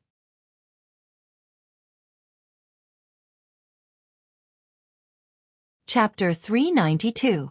Zhang Xiaohua rolled her eyes and said, "What are you talking about? Big Brother, am I bad enough to be hung up by mother?" After Zhang Xiaohua explained, Zhang Xiaolong understood. He found a rope from the corner and tied Zhang Xiaohua's hands and feet firmly. Don't say, Zhang Xiaolong's skill was not bad. He tied Zhang Xiaohua so tightly that she couldn't move an inch. Guo Sufei at the side was distressed. She repeatedly said to be gentler and looser. After Zhang Xiaolong finished, Zhang Xiaohua smiled and said, "Mother, do you think this is tight?" Guo Sufei quickly nodded and said, "It's tight, it's tight." Guo Sufei hadn't finished nodding when she saw Zhang Xiaohua's hands and feet exert a little force. Two pung-pung sounds were heard. The ropes that Zhang Xiaolong used a lot of effort to tie Zhang Xiaohua's hands and feet broke like withered grass. Zhang Xiaohua stood up and said, "How is it? Mother, even if I'm caught, I can still escape." Guo Sufei was stunned. She knew that her son was strong, but she didn't expect it to be so frightening. However, she still didn't give up and said, "But, if they catch you, they will definitely throw you into prison. What's the use of your broken ropes?" Zhang Xiaohua touched his nose and said, "Since it's like this, mother, boy will show you my skills." Finished speaking, he led the three people into the central room. Zhang Xiaolong found a rope and tied himself up. This time, Zhang Xiaolong used a trick. He knew that this guy would definitely break if he struggled, so he didn't waste any more effort. After Big Brother finished tying, Zhang Xiaohua said, Father, Big Brother, this place will be the bad guy's prison. Lock the door and go out. See how I escape." Zhang Xiaolong looked at his parents.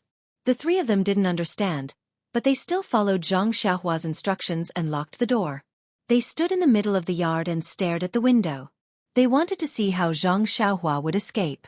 But even after a long time, there was still no movement from the window. Zhang Xiaolong smiled and said, Mother, Xiaohua really screwed up this time. Luckily, I didn't tie his hands and feet tightly." At this moment, a laugh came from behind them. Someone said, "Who said I screwed up? I've been standing behind you for a long time." The three of them were shocked. When they turned around, wasn't it Zhang Xiaohua who was standing there with a smile on her face? Zhang Xiaolong was shocked. He ran up to her, looking her up and down, reaching out to touch her left and right. He said, "Are you Xiaohua? How did you come back from outside?" Then she turned her head and asked, "Mother, I don't remember having a twin brother." Zhang Xiaohua laughed and said, "Dage is making fun of me. When did you learn to be this humorous? I'm the Xiaohua in the room?" Guo Sufei also didn't believe it. She pushed open the door and saw that there were only a few pieces of rope left in the room. Looking around, Zhang Xiaolong smiled and said, "It seems that Xiaohua escaped from the window in the back wall." "Io, that's not right. The window in the back wall was sealed well and didn't break. Little Blossom, how did you manage to escape?" Looking at her mother and father's questions, Zhang Xiaohua said, "This is an escape technique that I learned from Misty School. It allows me to escape when others aren't paying attention. It's very useful."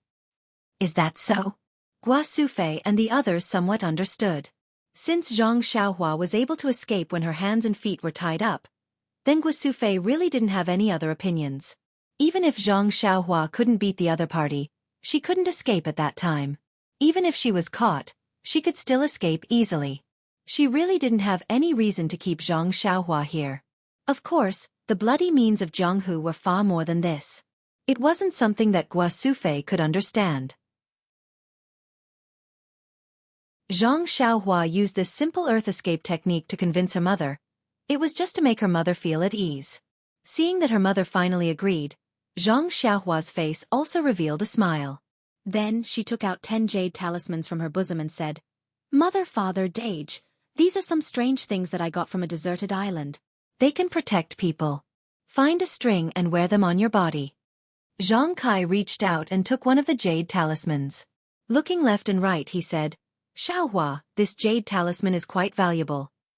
Zhang Xiaohua smiled bitterly and said, "Father, whether this jade talisman is valuable or not, you must remember not to sell it.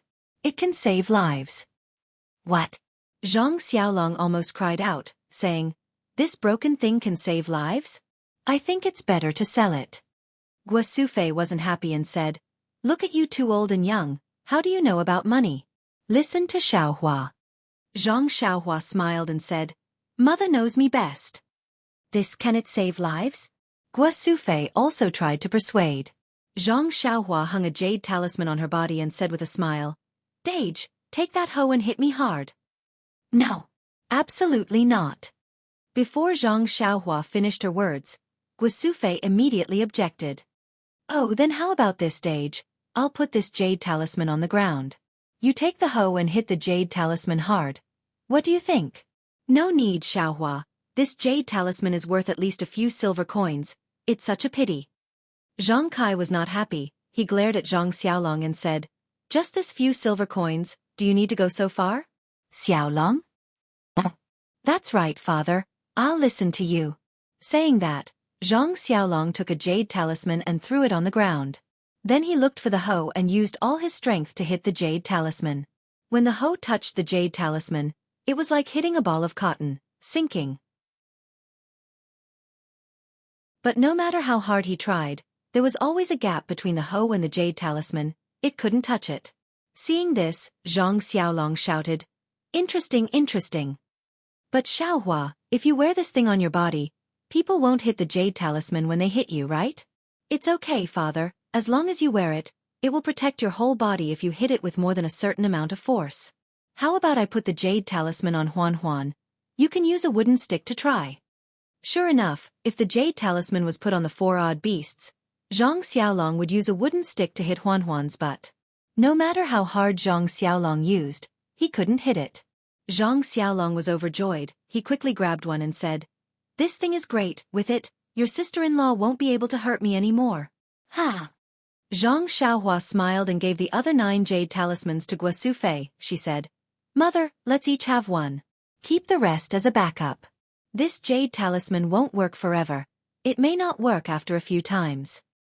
"Okay," Guo Sufei agreed. She carefully put it away and said, "I'll find a silk rope later, we'll all wear it."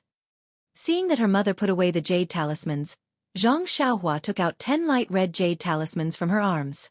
Before she could say anything, Zhang Xiaolong shouted, "Xiaohua, what are these? Are they different from the ones just now?" "Yes, big brother, you're right. The one just now is for protection. This one," Zhang Kai interrupted, "for hitting people." Zhang Xiaohua smiled and said, "Father is really smart. No wonder the 3 of us are so smart. It's all thanks to you." Guo Sufei smiled and said, "Don't flatter your father. Your father said so many good things to you last night. It's all thanks to your mouth." Zhang Xiaohua smiled and said, "Father is good, mother is good. Hee, please wait a moment." After saying that, Zhang Xiaohua moved a large rock from outside the yard. It was about the size of the Zhang family's dining table. Only Zhang Xiaohua had the strength to move it. If it were Zhang Xiaolong, it would take at least 5 people. Seeing Zhang Xiaohua move such a large stone, the 3 of them didn't understand. What does this have to do with hitting people? After the stone was placed in the middle of the courtyard, Zhang Xiaohua said, "Father, mother, big brother, you all stand behind me and watch how I use this jade talisman." The 3 of them didn't dare to be careless and stood behind Zhang Xiaohua. They saw Zhang Xiaohua pick up a jade talisman and throw it at the stone with all her strength. With a gotcha sound, The jade talisman broke into pieces and a red light flashed from the jade talisman. It was a red flame, but the flame was different from the usual flames seen in the Zhang family. When the flame touched the stone, it actually burned. After a cup of tea's time, more than half of the huge stone was burned. This strange scene made the three of them even more stunned. Yes, this was the first time they saw a flame that could burn a stone. Zhang Xiaohua turned around and handed over the remaining few jade talismans. Zhang Xiaolong stretched out his hand but didn't dare to take them. He asked with some fear, Xiaohua, isn't this thing too dangerous? If we were to accidentally trip and fall onto the jade talisman while holding it, wouldn't we burn ourselves in an instant? Zhang Xiaohua smiled and casually threw another jade talisman on the stone. This time, it didn't break. Zhang Xiaohua reached out and picked it up. She put it in someone's pocket and said with a smile, "This jade talisman needs to be thrown with all your strength to be effective. If you are a little bit weaker, it won't break. Moreover, if Big Brother is carrying the jade talisman just now, the two jade talismans will meet and perish together. Of course, there won't be any danger. So it's like this." Only then did Zhang Xiaolong boldly reach out to take the remaining jade talismans. Looking at them carefully, he said, "Xiaohua, this is a sharp weapon, more effective than any sword or saber. Do you have any more? Give me a few more." Zhang Xiaohua heard this and her heart was moved. Why didn't she think of it? She smiled and said, "I still have some. I will give them to you later. But, Big Brother, don't use this thing in evil ways." Zhang Xiaolong also smiled and said, "You look like Big Brother.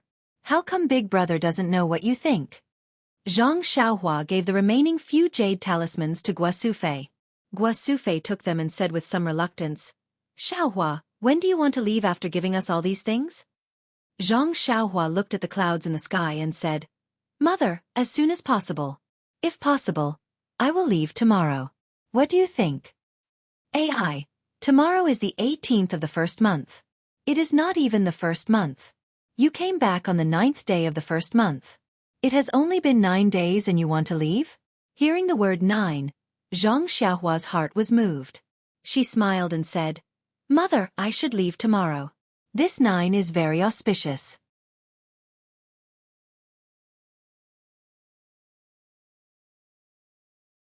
Chapter 393.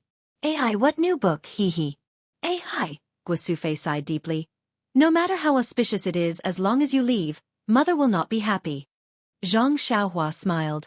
"Mother, don't worry, as long as there is news about second brother, I will immediately send someone to bring the news back. You just have to wait to make braised pork to reward me." Guosufei forced a smile and wiped her tears. Yes, Little Blossom was her son, and Little Tiger was her son too. They were both her flesh and blood. There was no reason to stop her from looking for her second son just because she felt sorry for her youngest son. Seeing this, Zhang Kai changed the topic. "Today, Xiaohua, stay at home, don't go anywhere, accompany your mother." "Oh right, child's mother. Bring the good things Xiaohua brought for Xianxia to see." "Okay, we will go now." Guosufei agreed and the three of them went next door. Zhang Xiaohua thought for a moment and said, "You guys go first, I will go back to my room, I will be there soon." Guosufei showed the two jade talismans to Lu Qian and explained how to use them. Lu Qian had previously received the small primeval stones from Zhang Xiaohua, so she naturally knew that this brother of hers was not ordinary. Of course she did not doubt. She immediately found a suitable thread from the sewing tray and passed the 6 jade talismans to everyone. Bai Ren also received one and wore it around her neck. As for the other light red jade talismans, she also took 2 and hid them close to her body. Seeing that their daughter-in-law trusted them so much, Zhang Kai and Guosufei also did as instructed. Not long after, Zhang Xiaohua also rushed over, took out a dozen light red jade talismans and said, "Big brother, big sister-in-law, this is all, please keep it." Lu Qian glared at Xiaohua and said, "Xiaohua, don't you still need these? You keep them for yourself." Zhang Xiaohua smiled and said, "Don't mention it, big sister-in-law, I don't need these, you guys can use them, as long as you don't use them casually and only use them to protect yourself." At this time, Guosufei also took out her own jade talisman and said, "Xiaohua, mother will let you wear this." "Mother, I really..." Zhang Xiaohua said half of the sentence. She could not continue. With tears in her eyes, She stretched her head and let her mother wear the talisman around her neck. Seeing this, Lu Qian hurriedly put on another one and handed it to Guosufei. Zhang Xiaohua said, "Mother, you should wear it too. Why don't you let father help you?" "Forget it. I'll do it myself." Guosufei smiled and put the jade pendant on her body. Then Zhang Xiaohua handed over a dozen jade talismans to Lu Qian. Lu Qian only took half of them. The rest were given to Guosufei. Guosufei only took half of them and returned the other half to Lu Qian. At this time, Bai Ran on the Kong had already woken up, "Ya-yi" a sound, turning over on the Kong. When he saw Zhang Xiaohua by the Kong bed, his eyes seemed to light up. He reached out his small hands to ask for a hug. Zhang Xiaohua smiled and held Byron in his arms. Only then did the little guy stop scratching in his arms. He just looked at him and chuckled. Zhang Xiaohua once again swept with her spiritual awareness, but Bai Ran was still the same as other children. There was no fluctuation of primordial qi. If it was not for the fact that this 8-day-old child looked like a 5-month-old child, Zhang Xiaohua really couldn't believe that this was the baby she took out from the innate array. Lu Qian next to her asked, "Xiaohua, I heard from mother that you will leave tomorrow. Bai Ren is not 1 month old yet. Why don't you wait to eat Bai Ren's full moon banquet?" Zhang Xiaohua said with a smile, "Sister-in-law, I will leave in the end. Why do you care about sooner or later? Speaking of Bai Ren's full moon banquet, I have prepared a gift in advance." After that, he took out a large piece of primordial stone from his arms and handed it to Lu Qian. "This is the same stone I gave you last time. I think Bai Ren will like it. I have nothing to give him. Just treat this as a toy for him." This piece of primordial stone was the size of an adult's fist. The primordial qi contained in it was really surging. Zhang Xiaohua had been refining qi for a long time, but the amount of primordial qi in her body was not so much. Although Lu Qian did not understand the preciousness of this primordial stone, she knew that her son's birth was related to this stone, and it was just a much smaller stone. This one must be even more precious. However, Zhang Xiaohua was her younger brother, so she did not need to be too polite. Before she could say thank you, Bai Ren's eyes lit up, and he stretched out his small hand to hug this thing that was about the size of his head. Seeing this, Zhang Xiaohua put the primordial stone on the Kong, and also put Bai Ren beside it. As a result, Bai Ren reached out and hugged the primordial stone and rolled around. He had long forgotten about Zhang Xiaohua. One day passed quickly, and Zhang Xiaohua's family stayed in Lu Qian's house, accompanying Bai Ren for the entire day. Lu Qian was still in confinement, so she could not leave the house. On the 17th day of the first month, the family had dinner in their central room. Mr. Lu, Lu Kai, and Li Yinfeng also came over, and it was a happy reunion dinner.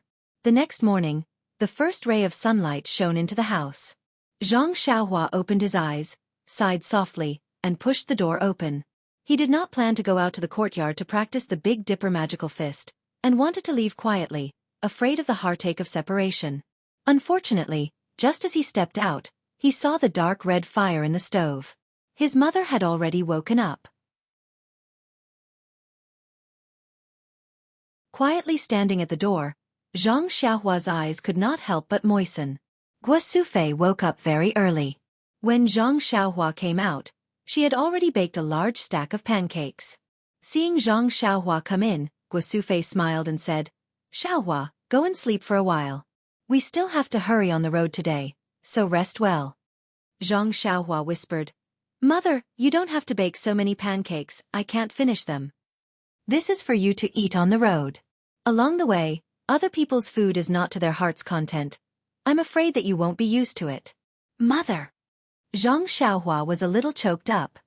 "Well, if you can't sleep, wash your face and tidy up your huan. It still has to carry you on the road. Don't starve." Zhang Xiaohua responded and went. It seems that Zhang Xiaohua's idea of quietly leaving had completely failed. Not long after, Mr. Lu, Lu Kai, and Li Yinfeng also came over. After eating, a group of people sent Zhang Xiaohua out like stars surrounding the moon. Only Lu Qian and Bai Ren didn't go out of the house. Zhang Xiaohua specially went to say goodbye to her sister-in-law. Bai Ren, this boy, was still sleeping soundly. Zhang Xiaohua couldn't help but hug and kiss his chubby little face. There were many people in the village who woke up early. Seeing that only the third son of the Zhang family was going out again, they all stopped and carefully gave their blessings. Zhang Xiaohua was ashamed. She thought that people were too bad before. At this time, she carefully smiled and greeted the people who were familiar with her. At the entrance of the village, there was no need to mention the reluctance and attachment. This time was different from before. Although they were reluctant to part at the beginning, they knew that there was no danger to their lives. At worst, they could just pat their butts and come back. This time, they knew that the road ahead was dangerous. Although Xianxia showed a few skills yesterday and dispelled most of the old people's doubts, how could they bear to see their son take risks? Guo Sufei's face was still full of tears. Although Xianxia was sad, she was after all 18 years old. She was not like the youth of the past who only had tears in her eyes. After saying a few words to her mother, father, and the others, she floated onto the deer. She patted Huan's bald horn and the deer lifted its legs and moved forward. After a few steps, Xianxia couldn't help but look back. Everyone raised their hands. Only her mother covered her mouth with one hand and put the other hand in front of her face with difficulty, slightly waving it. Xiaohua's hand also seemed to be weighed down by tens of thousands of pounds. It was extremely difficult for her to wave it. The tears that had been in her eyes all this time finally couldn't help but flow down the corner of her eyes. Thinking that her mother would definitely be sad if she was sad, Xianxia forced a smile. Then, she resolutely turned her head and let the sparkling tears fall to the ground. Huan also seemed to understand Xiaohua's intentions. With a low whistle, it flipped its four hooves and galloped towards Lu Town. After turning the corner at the foot of the mountain, the Guozhuang house was hidden by the mountain. The mountain could block one's vision, but it couldn't hide one's longing heart.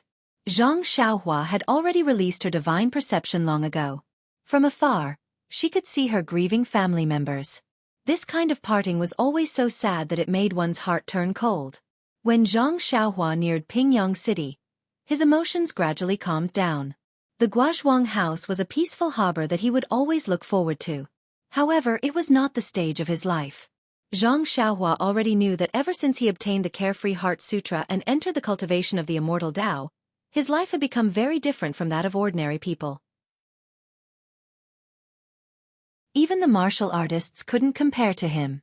Therefore, it was still the same old saying, with great power comes great responsibility. Trying to escape? That's impossible.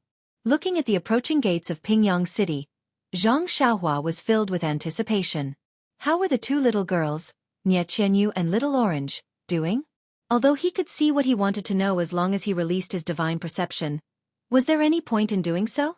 Xianxia arrived at the inn. Everything looked the same as before. It was just that the new year had just passed and there were more merchants coming and going. Business seemed to be much better and the inn was bustling with activity. However, the inn staff seemed to have a strange look in their eyes. When they saw Xianxia enter, they weren't as enthusiastic as before. It seemed like they were avoiding him. Could it be that I didn't tip them with a large sum of money the last time I came? That's why they seem distant? Could it be that Xianxia has run out of money and owes them money for their rooms? Xianxia walked into the courtyard of the inn suspiciously. In the corner of the courtyard, the horse carriage was left alone. It didn't seem to have moved at all. Xianxia left the four odd beasts behind and walked to Xianxia's door. There was no noise from the two little girls inside. Xianxia frowned even more. Walking to the tightly shut door, Xianxia knocked lightly on the door and asked, "Is there anyone at home?" Immediately, a hoarse voice shouted from inside, "There's no one here." However, before the voice finished, it was followed by an exclamation. "Ah, Brother Ren!" It can't be. When Xianxia heard her surprised and joyful voice, cold sweat broke out on his back. I don't think he was this intimate with Miss Nye. It's only been 10 days since we last met, yet he misses her so much?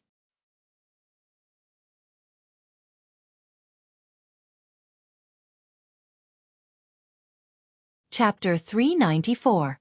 Although Xianxia was only 12 years old, she was still a young girl.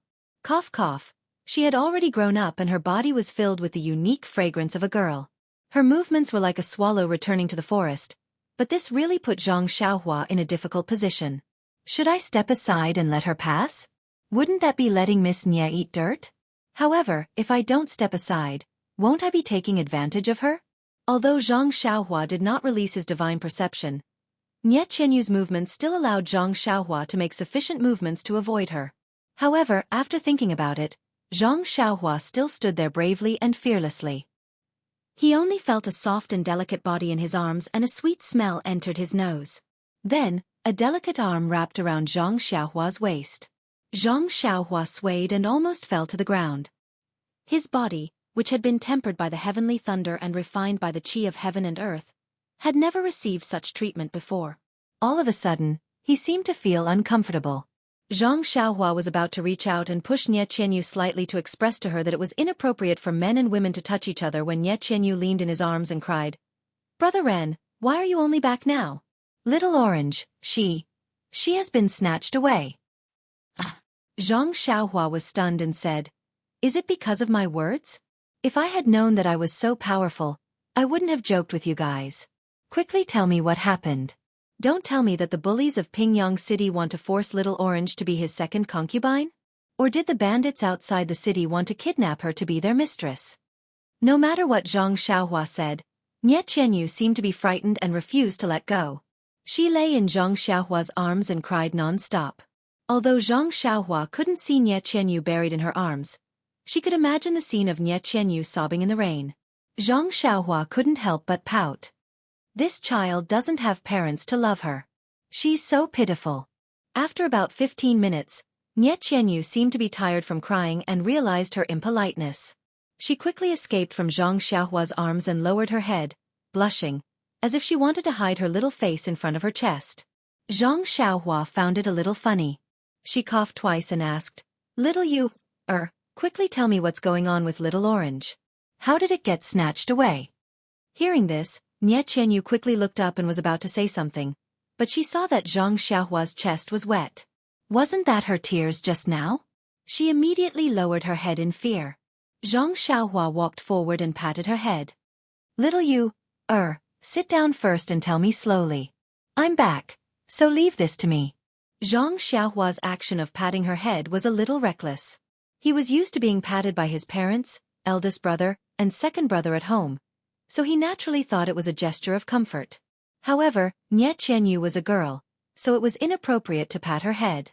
Even if it was some other part of her body, it was a big taboo to pat her head without permission. Fortunately, before Nie Qianyu could dodge, her head was patted by Zhang Xiaohua's sneaky hand. Nie Qianyu looked up a little unhappily. When she saw Zhang Xiaohua's calm smile, she felt a lot more at ease. She felt that the hand patting her head was 1,000 times warmer and made her feel safe. Nie Qianyu obediently sat on the edge of the bed and recounted everything that had happened after Zhang Xiaohua left. It turned out that ever since Zhang Xiaohua left in the snow on the 6th day of the first lunar month, although Nie Qianyu and Little Orange were angry at Zhang Xiaohua's joke, the two girls felt isolated in this unfamiliar Pingyang city. Therefore they almost never went out. They only strolled in the courtyard when the sky cleared up.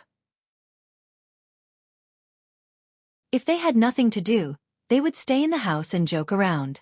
It was no different from when they were in the boudoir in the mountain villa.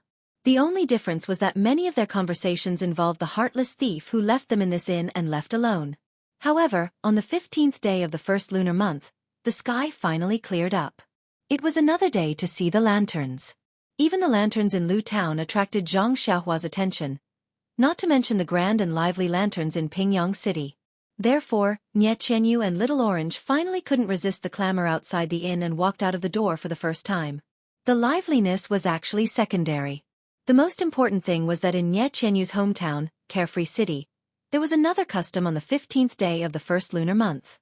That was, young girls could write their wishes on paper and place it on the lotus lanterns on the river. If the god of the water favored it, it would open the girl's paper and fulfill this lucky girl's wish. In the past, Nie Qianyu didn't have any major wishes and would do them casually. Today, however, was the first time she had a major wish. Therefore, she didn't care if this custom existed in Pingyang City. She pulled Little Orange along and wanted to go shopping for lotus lanterns. In fact, Zhang Xiaohua's words made sense. Nie Qianyu was only a 12-year-old girl. Her body was still developing and her appearance wasn't outstanding. Although Little Orange had delicate features and was a beauty, she was still a girl after all. She didn't have a threatening aura. The two of them wouldn't cause any trouble on the streets. However, man proposes, God disposes. Since Pingyang City didn't have the custom of placing lotus lanterns, they only found something they were satisfied with after walking around for a long time. Coincidentally, just as they walked out of the lantern shop, they saw a blind man setting up a stall by the street. There were a few words on the stall: seeking future and marriage. Nie Qianyu's mind was preoccupied with the idea of placing the lanterns at night and didn't notice at all. However, Little Orange saw it and couldn't move her feet. She insisted on dragging Miss to take a look at the stall and said, "Helping Miss find marriage." How could Nie Qianyu not understand Little Orange's intention? Hence, the two of them went forward to perform a divination.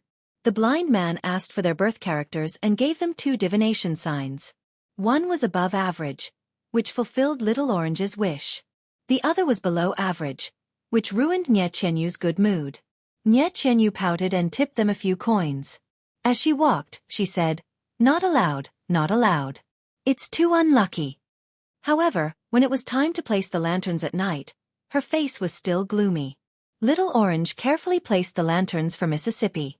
She even specially said that the water god was definitely more powerful than the blind man. Only then did Nie Qianyu feel slightly relieved. However, just as they turned the corner and returned to the inn, a man in black suddenly flew down from the wall beside them. He stretched out his hand and sealed their acupoints. Before Nie Qianyu fainted, she clearly saw the man's figure. Wasn't he the blind man who performed a divination on the street earlier? When Nie Qianyu woke up, it was already the afternoon of the next day. In the room of the inn, she heard from the innkeeper that he went out to look for friends last night and happened to see the man in black committing a crime. The man in black seemed to have seen someone appear and hurriedly ran away. Only then did he leave Nie Qianyu behind and not kidnap her. At that time, Nie Qianyu was so scared that her face turned ashen. She didn't dare to take half a step out of the inn. She didn't even have the thought of reporting it to the authorities. The innkeeper always said that it was better to avoid unnecessary trouble. If the victim didn't report it, then what did it have to do with him? Therefore, he kept it a secret. After hearing this, Xianxia finally understood the way the innkeeper looked at her. Of course, she was missing but didn't dare to report it to the authorities. The innkeeper thought that she was a human trafficker. Xianxia touched her chin and thought for a moment. Suddenly, her eyes lit up and she asked, "Is Little Orange's birthday on the 7th day of the 7th month?" "Ah!" Nie Qianyu was shocked and said, "How did you know?" Immediately, her face turned ashen and she said, "She even told you this?" Xianxia was stunned and said, "When did Little Orange tell me? Why didn't I know?" You know that you already know Little Orange's birthday." "I didn't tell you." "She didn't tell you either. Did you dream about it?" Xianxia didn't know whether to laugh or cry. She laughed and told her what happened in Lu Town. Nie Qianyu then laughed through her tears and said, "I thought you were blind." "Blind? Ha!" Xianxia also laughed and said, "If I were blind, I wouldn't kidnap people." Then he frowned and said, "I didn't think so much that day. I just wanted the authorities to intervene in this human trafficker's matter. However, I forgot to interrogate the man in black.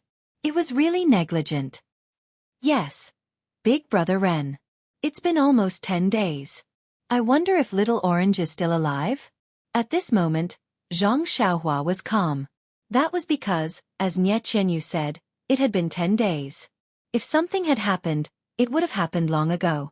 Moreover, the kidnapping of the little girl by the men in black in Lu Town was probably an organized and planned collective event. It should be different from the usual plucking. Little Orange's real concern should be her life and nothing else.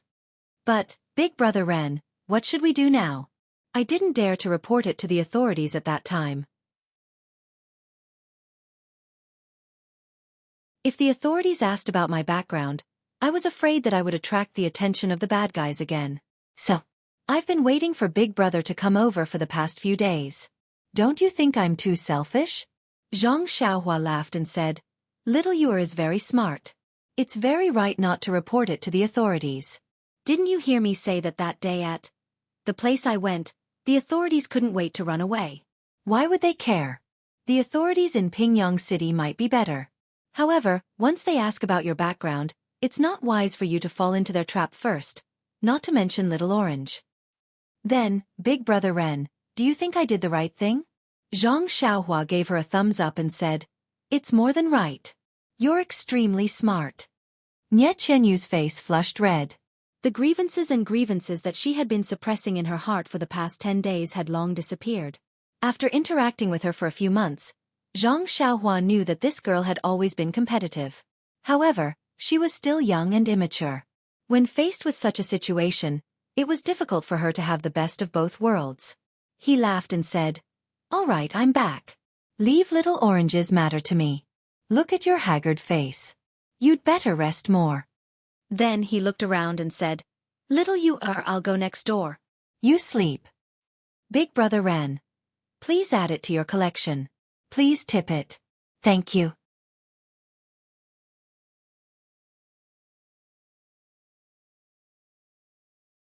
Chapter 395. Brother Ren. Nie Qianyu wanted to say something but stopped. Xianxia thought for a while and said, "Okay, you go ahead and sleep. I'll stand at the door." With that, he got up and walked to the door. His slender figure blocked the sunlight and his elongated shadow was cast on the brick bed. Nie Qianyu's face was a little red and her heart was racing. She curled up on the brick bed and pulled the blanket over her body. She also covered herself with the warm shadow and felt very at ease. Not long after, she started snoring softly. When Xianxia heard it, he tiptoed and closed the door. Then, he got up and went to the room next door. The target of the men in black was Little Orange, the girl who was born on the 7th day of the 7th month. Nie Qianyu was not in any danger at all. She was just frightened. Sigh, poor child. Xianxia sighed in his heart. First she was chased after. Now, her own girl was kidnapped. She has been in a state of fear for the past few days. I wonder how many tricks she has used. I forgot to ask her. Xianxia returned to the small house and sat cross-legged. To be honest, he was just comforting Nie Qianyu. He did not have any confidence in himself. Pingyang City was so big. Where could he find Little Orange? Moreover, she had been missing for 10 days. He did not know where she had been transferred to. But if he did not say that, what else could he say? Sitting cross-legged on the brick bed, Xianxia released his divine senses. His divine senses were already very powerful and could cover the entire Pingyang City. However, just like what happened in Lu Town previously, even if he could cover it completely, what was the use? You can only see, but you can't know all the movements like the back of your hand. This is divine sense, after all, not a domain. If only there was a way to leave a mark on Little Orange's body. Once he released his divine senses, no matter where she was, as long as she was still in Pingyang City, he would be able to sense her. How good would that be? Xianxia's divine senses circled around Pingyang City for a long time but did not find anything. He had no choice but to withdraw it. It was still early, so Xianxia closed her eyes to cultivate. The content of the Way of Heaven was boundless and vast, so it couldn't be rushed. Before leaving the Guozhuang house, he had made jade talismans that gave him a lot of inspiration. Since he could make talismans and cultivate at the same time, why not? However, before creating the talismans, Xianxia had something more important to do. She had to comprehend the 365 talismans in the golden formation in her Naiwen palace. The first time Xianxia chose a talisman, just as he immersed his spiritual consciousness into it, he was immediately exhausted, so he immediately withdrew his spiritual consciousness, so he still did not know anything about these 365 talismans. Now that he had some free time, he naturally had to continue to talk about each of the talismans and try to find a breakthrough in his cultivation. Looking at these 365 talismans that were connected together like tadpoles, Xianxia was a little embarrassed. These tadpoles were almost exactly the same. From the outside, one could not tell the difference at all. However, Xianxia knew that these talismans were definitely different from each other. Looking at the swimming talismans, Xianxia had no choice but to immerse his spiritual consciousness into a talisman that had just drifted in front of him. Just as his spiritual consciousness entered, he felt a wave of fatigue in his head. However, this time, Xianxia did not withdraw his spiritual consciousness immediately, but insisted on immersing it in the inner layer. As his spiritual consciousness penetrated deeper, the fatigue became more and more serious, and there was even a slight prickling pain. Xianxia was a little hesitant, not knowing if he should persist. But at this moment, the talisman emitted a milky white brilliance, producing a strong suction force. It pulled Zhang Xiaohua's spiritual consciousness tightly, as if it was about to absorb it. Seeing this, Zhang Xiaohua was not alarmed, but happy. He was most afraid that no matter how he probed, the talisman would not respond. However, at this moment, just immersing it in for a while, it produced a suction force. Presumably, he needed to send his spiritual consciousness into the talisman. Finished thinking, Zhang Xiaohua slightly controlled his spiritual consciousness and let his spiritual consciousness slowly enter the talisman. As his spiritual consciousness was absorbed, the talisman's brilliance became more and more brilliant. Although Zhang Xiaohua did not use his eyes to look, there was a dazzling feeling. When his spiritual consciousness was about to be completely absorbed, the brilliance was extremely brilliant. At this time, Zhang Xiaohua calmly took out 2 small primordial stones from his arms, one in each hand, and operated the jade blood elixir refining technique. The true qi in the meridians of his whole body slowly turned into heart fire, and directly burned the elixir refining technique. Since Zhang Xiaohua practiced the Carefree Heart Sutra to the 6th level, his spiritual consciousness was extremely profound. Cultivating the jade blood elixir refining technique had little effect, so he did not practice it much. At this time, when he saw his spiritual consciousness was about to be absorbed, he immediately thought of this technique. Sure enough, when the heart fire burned the elixir refining technique, it was immediately absorbed by the brilliant talisman. After the brilliance was extremely bright, it gradually dimmed. At this time, the talisman was no longer in the shape of a tadpole, but slowly revealed its original appearance. However, it was still somewhat faint and could not be seen clearly. Seeing that this technique was effective, Zhang Xiaohua left and operated the Heart Sutra. He absorbed the heaven and earth primordial qi from the primordial stones into his meridians to replenish the true qi that had turned into heart fire. With a new supply of primordial qi, the heart fire was not extinguished, and was slowly absorbed by the talisman. After absorbing for an entire afternoon, the talisman gradually revealed its true form. It was actually in the shape of a cute rabbit. What kind of talisman was this? Zhang Xiaohua was somewhat aghast. Following the complete appearance of the rabbit talisman, a set of extremely complex techniques containing 365 different finger techniques immediately appeared in Zhang Xiaohua's mind. Zhang Xiaohua carefully comprehended it. Wasn't this the technique of the rabbit talisman? Zhang Xiaohua was overjoyed. Just as she was about to comprehend it further, a huge feeling of exhaustion came from her mind. There was actually a feeling of exhaustion. Zhang Xiaohua did not dare to try again. She immediately withdrew her divine sense, and let the golden array revolve around the elixir refining technique. She silently operated the Heart Sutra and adjusted her breathing. After the time it took to eat a meal, the true qi of the 6th level of the Worry-Free Heart Sutra had circulated through the meridians of her entire body a few times. Her entire body felt comfortable, and only then did she stop. After a little check, Zhang Xiaohua found that the Worry-Free Heart Sutra had not made any progress, but her divine sense had increased. However, there was a slight throbbing pain in her mind. Presumably, the true qi that she had used to cultivate the cultivation method had been supplied to the talisman all the time. It had long exceeded the capacity of her mud pill palace, and thus caused the injury.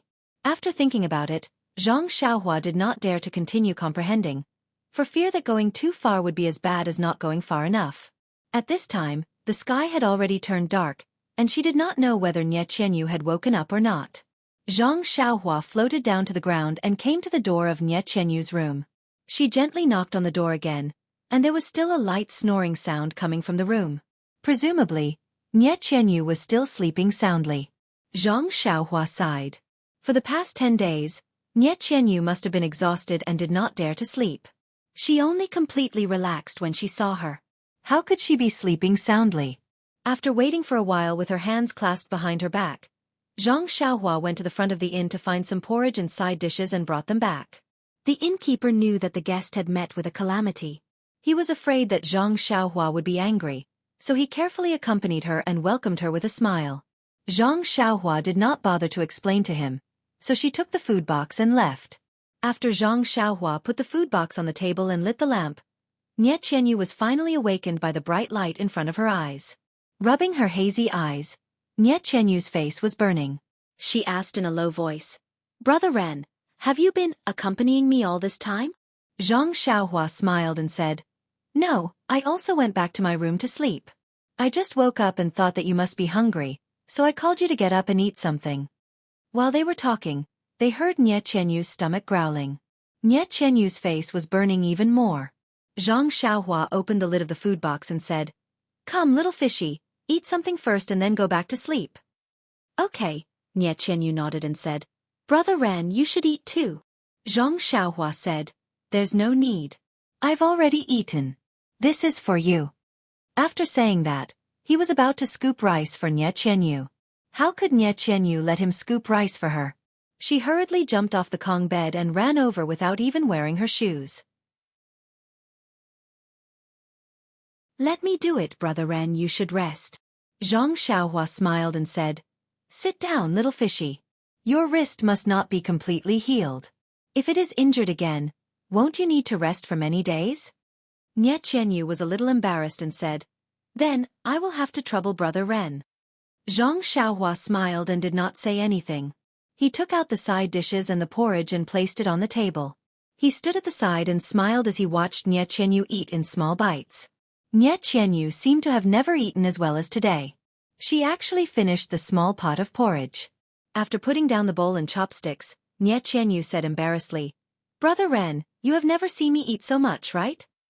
Zhang Xiaohua said, Of course, when I saw you before, I only tasted a little. Today, it was an eye-opener for me. You can eat more than me. Nie Qianyu smiled and said, Brother Ren, you have never seen so much. Take your time to broaden your horizons. After saying that, she seemed to feel a little inappropriate and lowered her head slightly. However, she immediately raised her head and asked, Brother Ren, is there any news about Little Orange? After saying that, she laughed at herself and said, Brother Ren just said that he was resting in the room. I was too anxious. Zhang Xiaohua said, I asked around outside first, but there were no good clues. I will go out later. Maybe I will find something at night? I see. Nie Qianyu was a little disappointed and said, Then be careful. Don't do anything inappropriate. Okay. Zhang Xiaohua nodded and walked to the table to clear the bowls and chopsticks. She said, You should rest. You probably haven't slept well for many days. Go to bed. Maybe you can see Little Orange tomorrow. Really? Nie Qianyu was a little excited. Zhang Xiaohua shook her head and said, I am just comforting you. I am not a god. How can I find him so quickly? Sigh. Nie Qianyu sighed and said, I can't help you. I just want to sleep. Go to sleep. You will be the biggest help to me if you rest. Nie Qianyu saw that Zhang Xiaohua was not polite at all. She could only twitch her mouth and sit in front of the Kong bed again. Zhang Xiaohua took the food box out and shouted, Little you lock the door. Got it. Go. Nie Qianyu said weakly, Go and come back early.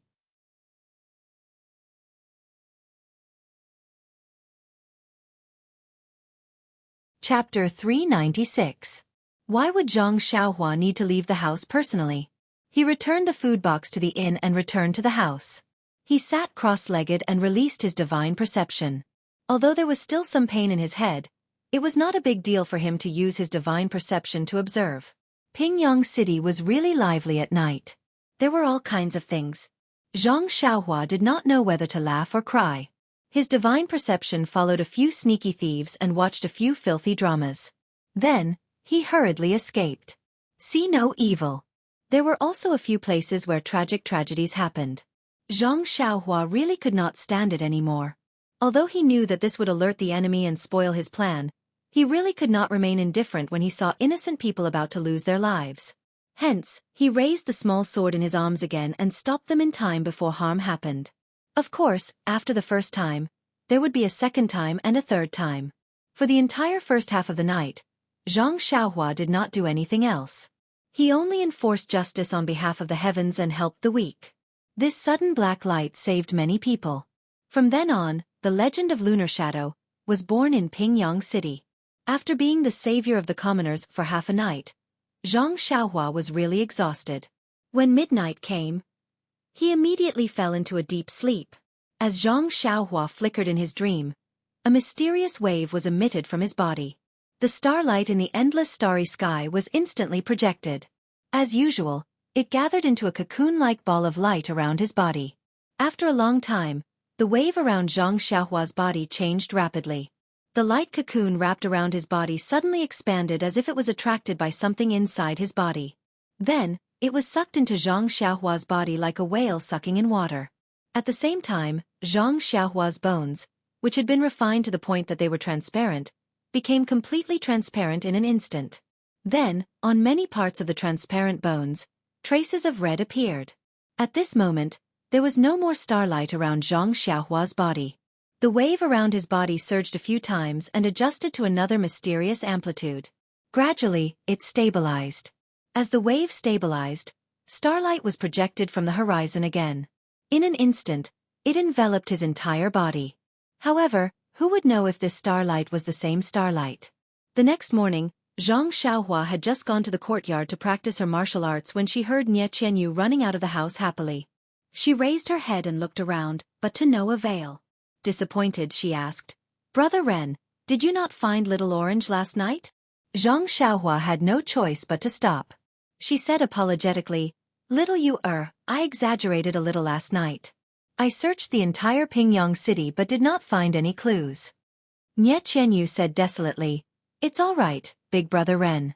How can anything in this world be done just because you said so? Little Orange has been missing for 10 days. It will be difficult to start looking for him now.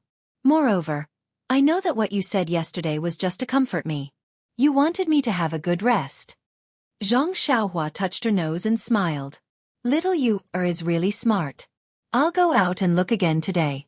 Maybe I'll find something." Nie Qianyu's eyes lit up and said, "I understand. Big brother Ren, are you looking for a blind fortune teller today?"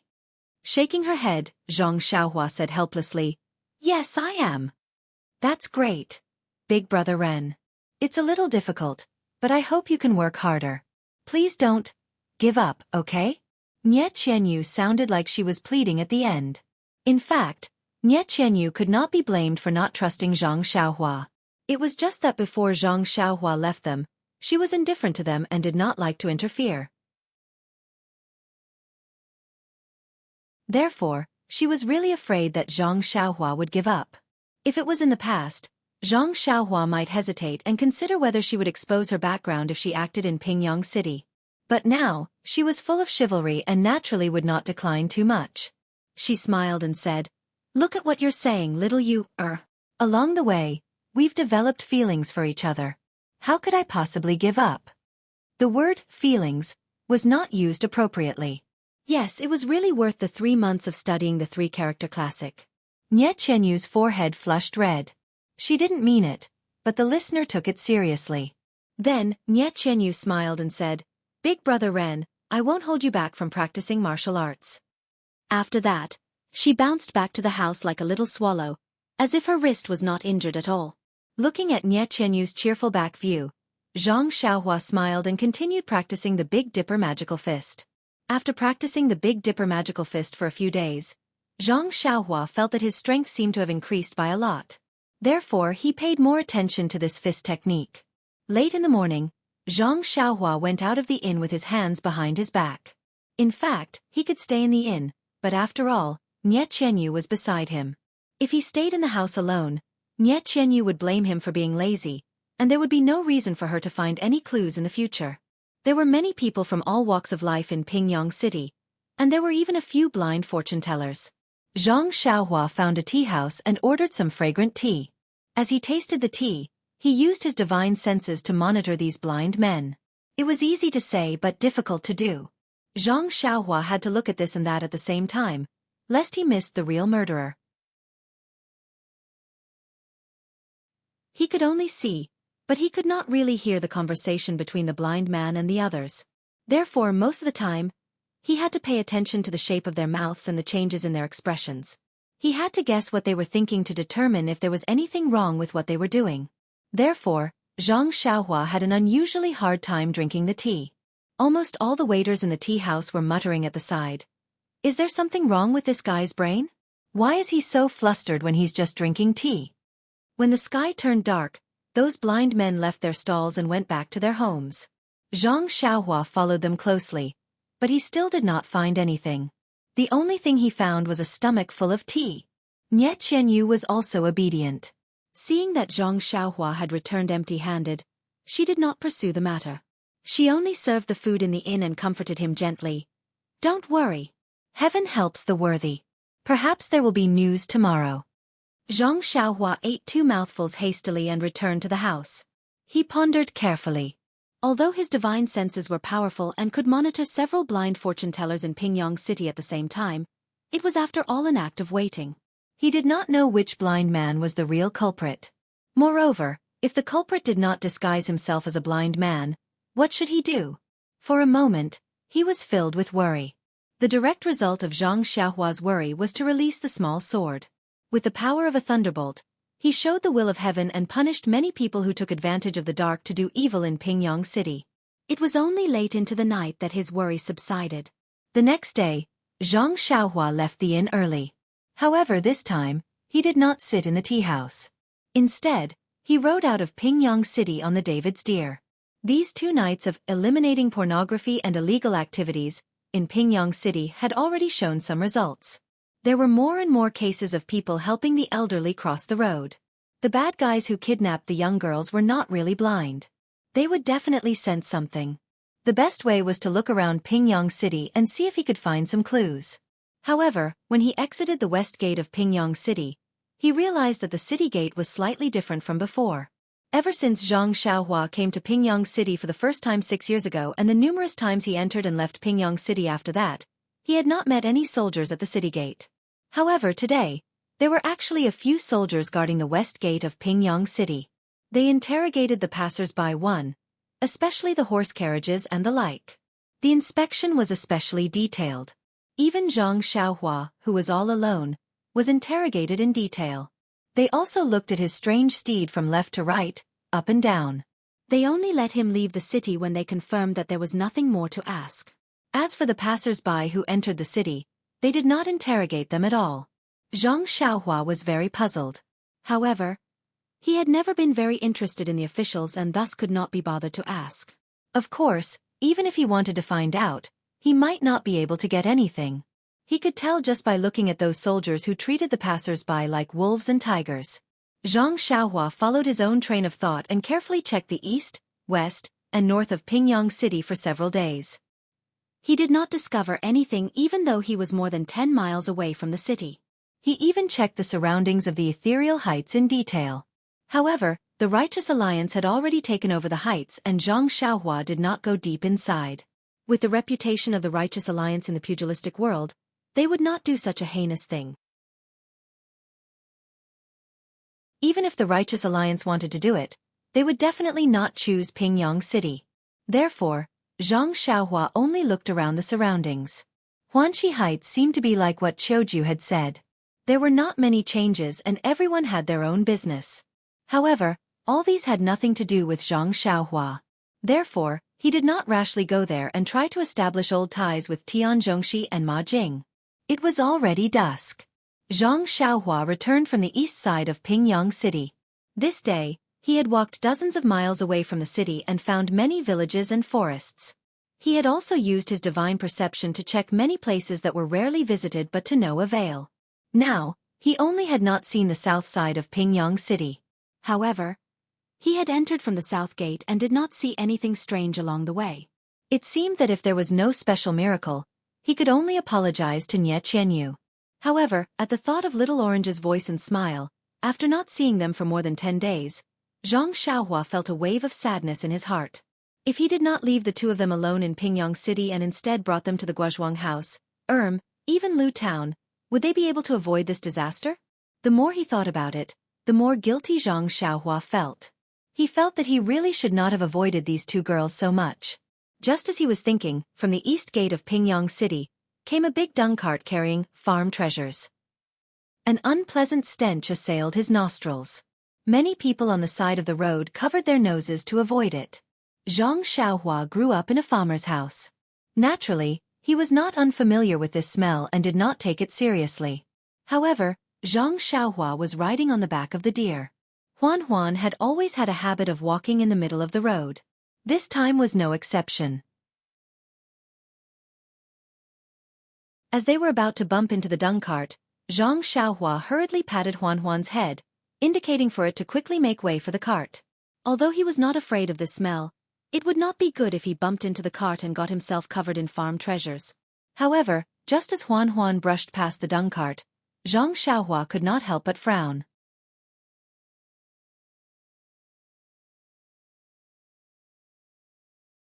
Chapter 397. Although Xianxia had not given himself any farm fertilizer for a long time, he had seen farm treasures since he was young. Naturally, he would not frown just because he was close to them. The reason why he was like this was because he realized that there was something wrong with the two coachmen.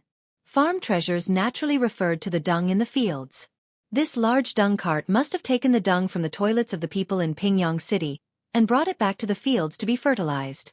Normally, when farmers did this kind of work, they would drive along the side of the road and drive the cart carefully.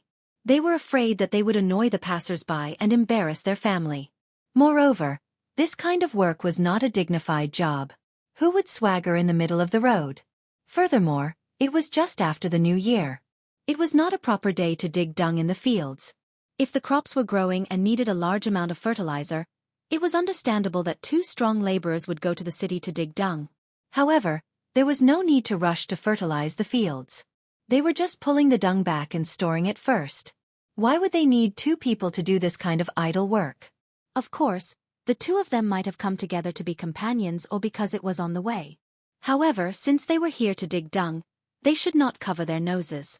Their family was the first to despise this farm treasures. They really did not have any professionalism at all. From this point of view, how could Xianxia not be able to conclude that there was something wrong with these two coachmen who were digging dung? Sigh, these two coachmen were also pitiful. Of all the people they could meet, they just had to meet this hero Ren who grew up in the countryside. Yes, he was also a hero who was extremely proficient in farm fertilizer. Xianxia brushed past the large dung cart. In order not to attract their attention, he did not stop. Instead, he continued to move forward until he could no longer see the shadow of the cart. Then, he patted the head of David's deer and turned around to chase after the cart. Xianxia was not in a hurry. Anyway, he could use his spiritual sense. He just needed to hang from a distance. He would definitely not be discovered by them. The dung cart kept going east until it was dark. The two men got off the cart and looked around to make sure that there was no one around. Then, they drove the dung cart into a small forest. Not long after, they came out again. At this time, the wooden buckets of dung on the cart were gone.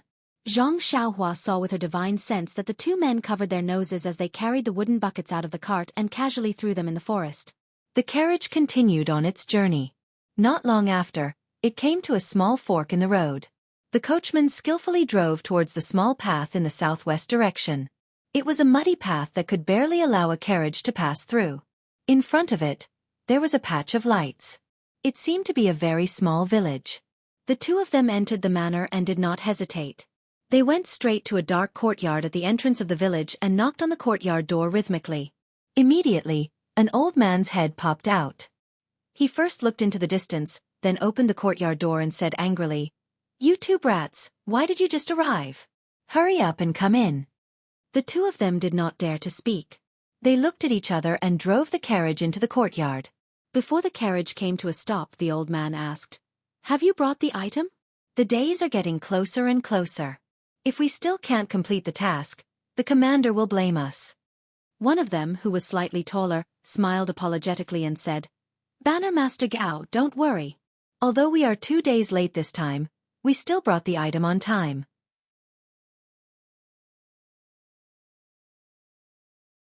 "We didn't delay the commander's matters. You make it sound so easy. I have waited here for a few days. How can I not be anxious? The date that the commander has requested is approaching. Oh right, why did you delay for so long?" "Ah, don't mention it. Sigh, don't talk about it anymore. Our days in Pingyang City have been tough as well. You don't know that Pingyang City has been haunted for the past 2 days. Many of my subordinates, yes, not only me but also the brothers in other territories, When they went out to work at night, they all met a monster that they called Legend of Lunar Shadow. My goodness, you haven't seen it before. All you saw was a flash of black light and everything creaked. You were all turned into spare parts. This person was very long-winded and even said, "You don't understand," a few times.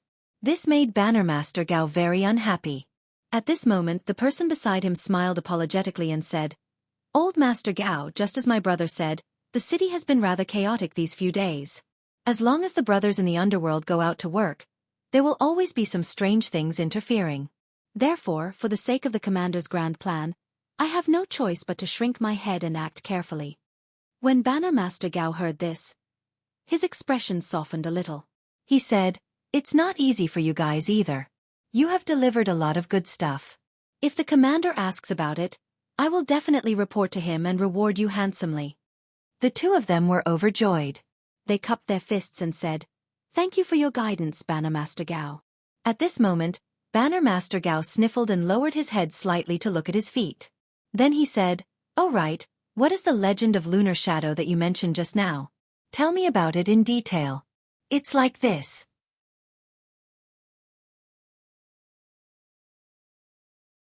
Reporting to Banner Master, "None of us have seen what it is exactly. It's just a flash of black light. If it's not cutting off people's limbs, it's breaking their tendons and bones." 2 people's ears were also cut off. Yes, and at this point, the 2 of them had a strange expression. They were gloating and almost laughed out loud. They said, "Fatty Nyo from the west of the city went to rape women at night. The thing under him was also, ha ha ha, ha ha ha." Banner Master Gao's expression changed slightly. He said, "Could it be an expert from the Jianghu? Or an expert from the Righteous Alliance?" The 2 of them laughed and said, "We don't know about this. However, I don't think the Righteous Alliance would ignore us. Moreover, at first, we did suspect that it was an expert who had lost his martial arts. However, the black light appeared almost at the same time in the west and east of the city. Even if it was an expert in martial arts, it's impossible for him to attack in 2 places at the same time. What kind of lightness skill was that? There's actually such a strange thing? Could it be that several experts from the Jianghu attacked at the same time?" The 2 of them couldn't help but shrink their necks. They said, "Pingyang City is already the territory of the Righteous Alliance. Such a big sect that could even destroy the Misty School. How could they allow other experts to act arrogantly in Pingyang City? This, even a fool may be right. What you said makes sense. Forget it. Anyway, Commander Master has more or less collected the amount. It should be time to hand over the order. Sigh, I just don't know why Commander Master dares to let us do these things under the nose of the Righteous Alliance. It's really hard to understand."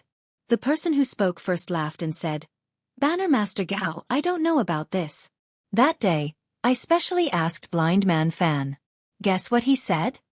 Banner Master Gao was unhappy again. He snorted and sniffled again. Inconspicuously, he rubbed his feet on the ground a few times. The person next to him laughed and said, "Don't blame him, Banner Master. Blind Man Fan only said one thing. The most dangerous place is the safest place." Banner Master Gao said disdainfully, "Everyone can say this. Do you think I don't know? If you don't have enough skills, everywhere is a dangerous place. This only shows that our commander is highly skilled in martial arts and wise." "Commander Master is mighty." The 2 of them quickly shouted. "Shoo," Banner Master Gao said. "Keep your voices down. Don't attract the attention of others." As he spoke, he sniffled. He couldn't help but raise his feet to take a closer look. The 2 of them laughed and said, "Is Banner Master Gao tired? Let us massage your legs for you." Banner Master Gao was sweating profusely. He waved his hands and said, "No, I'm not tired at all. It's just that, where did this stench come from? I don't think I stepped on any dog shit. You guys wouldn't have stepped on it even if you drove here."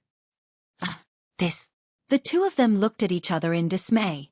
One of them said cautiously, "That, Banner Master, it's not that you stepped on dog shit. It's that the carriage that we came on was loaded with big shit." "Big shit?" Banner Master Gao was stunned. He said, "Why did you guys give up on your great career as a pawn and change your profession to digging for big shit?" At this time, Xianxia had already followed them to the entrance of the village. She left the David's deer in the field and floated down. She looked around carefully. With a sway of her body, she used the earth escape to the side of the small courtyard. She hid herself and stuck out her ears from the corner of the wall to listen carefully. The smarter man laughed and said, "Banner Master Gao, you should take a look at the goods first. Then you'll know the reason." Banner Master Gao was puzzled. What did this thing have to do with big shit? However, he still pinched his nose and walked to the front of the carriage. He saw that the man activated some mechanism on the carriage. In the middle of the carriage, where there was some feces and urine, there was a small crack. Through the crack, some clothes could be seen. Zhang Xiaohua's divine sense suddenly saw a thin little girl wearing beautiful clothes. Instantly, Zhang Xiaohua's heart understood. It seemed that she was really lucky. Just when she was about to give up, she actually met the right person. If she wasn't wrong, it should be this group of people who kidnapped Little Orange. Sigh, Little Orange wasn't destined to die yet. However, Zhang Xiaohua was as puzzled as Banner Master Gao. Although she was very suspicious of this big shit carriage and used her divine sense to scan it, why didn't she find any clues? She had to admit that this carriage's mechanism was very well hidden. The man carried the little girl out of the mechanism of the carriage.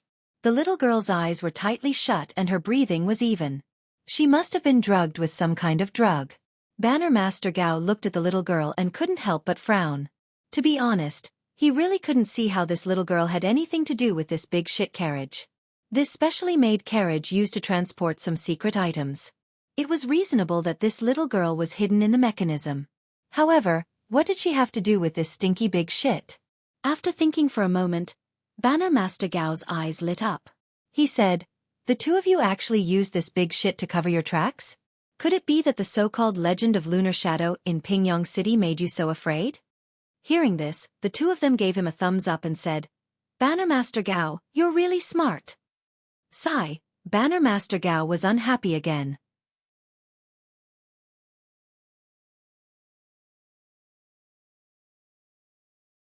Chapter 398. Sigh, how can you flatter your leader like this? Banner Master Gao was speechless. Fortunately, the Prime Minister is magnanimous, so Banner Master Gao couldn't take them seriously. The clever man said, "Banner Master Gao is wise. That legend of Moon Shadow is only one aspect. This legend has forced us not to work at night. But since you've been urging us, we have no choice but to work during the day." You guys are really bold. Banner Master Gao looked at his two loyal lackeys and laughed. How dare you kidnap someone on the streets? Old Dog Fan is blind.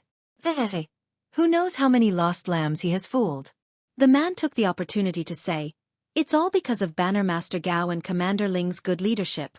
That's why we were so bold." Good. I understand your intentions. Banner Master Gao was very pleased. He asked, "Then what's the other aspect?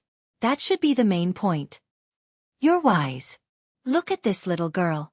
What's the difference between her and the girls in the past?" Banner Master Gao sighed. It's very unwise to question your superiors like this. However, he still took a closer look. Then he slapped the man's face and said angrily, "This child's skin is soft and tender. She's also wearing silk and satin. She's obviously different from the girls in the past. Needless to say, it must be you guys who were bold enough to kidnap the child of a wealthy family. How many times have I told you? Although the head commander is urging us, it's best that we don't provoke the children of these wealthy families. Who knows which one of them has connections with the higher-ups? If we cause trouble, not only will all our previous contributions be erased, we might even lose our own lives." The man was hurt but didn't dare to make a sound. The other man immediately stepped forward and said, "Don't worry, Banner Master Gao. Firstly, this girl is rich and she's not a noble. I don't think she'll cause trouble. Secondly, I've always been reliable. You know this too. How can I let anyone have something against me? I saw that the 4 gates of Pingyang City were guarded by soldiers. So I got a big dung cart and secretly gave the guards 2 taels of silver. That guy let me out. Haha, he was bought over with just 2 taels of silver. That's really cheap." Banner Master Gao was interested. He said, Tell me, which family is this girl from? How did you get your hands on her? The man smiled and said, Actually, it's quite a coincidence. Didn't I hook up with an attractive kitchen maid at a rich merchant's house in the east of the city? A few days ago, I didn't dare to go out to do anything, so I let Blind Fan set up his stall alone while I went to the east of the city to have some fun. In the end, I didn't find any fun, but I heard two little brats fighting over this little girl in the back garden of the rich merchant's house. One said that he was this little girl's older brother and that he should take good care of her, while the other said that he was this little girl's younger brother and that they should treat each other intimately. Tell me, Bannerman Gao, how can this rich merchant's child know how to hook up with girls at such a young age? Banner Master Gao coughed and didn't answer. The man chuckled and continued, I heard this girl ask them how they knew her birthday. I heard the older child say, You are born on the 7th day of the 7th month. You are the most charming because of the 7-7 technique. Of course I know. You say, Banner Master Gao, isn't this a case of traveling far and wide looking for something only to find it without any effort? We worked so hard to get a blind man to find out her birth characters, but I was able to find her just because I wanted to have some fun. Isn't this a credit given to me by the heavens? So, I jumped out without saying a word and knocked the three little brats out. I carried this girl and left. Oh. Banner Master Gao smiled and said, You are quite lucky. We haven't found anything suitable for you for many days, but you found it so quickly. Looks like you can't avoid the reward from the commander. The man grinned and said, It's just that the city gates have been closely guarded by the officials these few days. I couldn't deliver it in time. I've made Banner Master Gao wait for a long time. Oh. It's okay. Banner Master Gao said generously, I'm just giving you directions. You have to work hard for everything. Before he finished speaking, he suddenly realized something and hurriedly asked, What did you say just now? There are soldiers guarding the city gates of Pingyang City? Yes, Banner Master Gao. I made it very clear just now. It's because those soldiers have gone crazy and are guarding the city gates. They made things difficult for me and I didn't dare to take the risk. That's why I delivered it so late. You! Banner Master Gao didn't know what to say. He asked, Do you know how long it has been since there were soldiers guarding the city gates? The man scratched his head and said, I've been in Pingyang City for more than 4 years, but I don't think I've seen anyone guarding the city. That's right. Don't you think there's a reason why the city gate is suddenly being watched so tightly after 4 years without anyone guarding it? Banner Master Gao, you can just say what you want to say. I'm stupid. How would I know about the affairs of the soldiers? Maybe the officials are just doing an inspection and are just putting on an act? Sigh. Banner Master Gao looked as if he expected better from them. He said, Didn't you contact this girl? At this moment, the two men realized what was going on. They looked at each other and their eyes were filled with fear. They said in a trembling voice, Is it because we kidnapped this little girl? But she's just a relative of a wealthy merchant.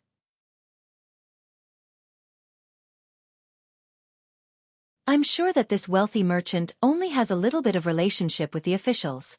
I heard this from the cook. Banner Master Gao shook his head and looked at the two men who were ignorant and fearless. He said, Fortunately, you actually knew how to use money to trick the soldiers into letting you go. If you were caught by them, you wouldn't have any chance of survival. As he spoke, he seemed to have thought of something and realized that something was wrong. However, he couldn't figure out what it was. He couldn't help but frown and think hard. The two men realized that they had gotten into big trouble. They looked at the little girl in their hands and didn't know if they should carry her or throw her away.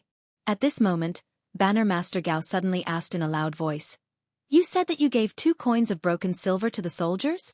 Yes, the man replied. I won against them last night and gave it to them casually.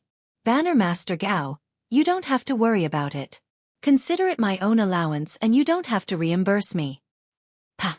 Banner Master Gao's slap landed on the other side of the man's face. The man was puzzled. He didn't want the organization to fork out money, so he had to fork out money for nothing. Was that wrong? Looking at the man's confused expression, Banner Master Gao angrily scolded, You're an idiot. Don't you know that you're pretending to be a farmer in the countryside? Don't you have a brain? Who in this farmer's yard would pay 2 coins for a cart of dung? Even if it's 2 coins, they would have to think twice. Ah? The two men were dumbfounded. Of course, which farmer would be stupid enough to pay money for a few buckets of dung? If the crops irrigated by this manure were gold, it might be possible. Then what should we do? One of the men asked. The other man said, "It doesn't matter.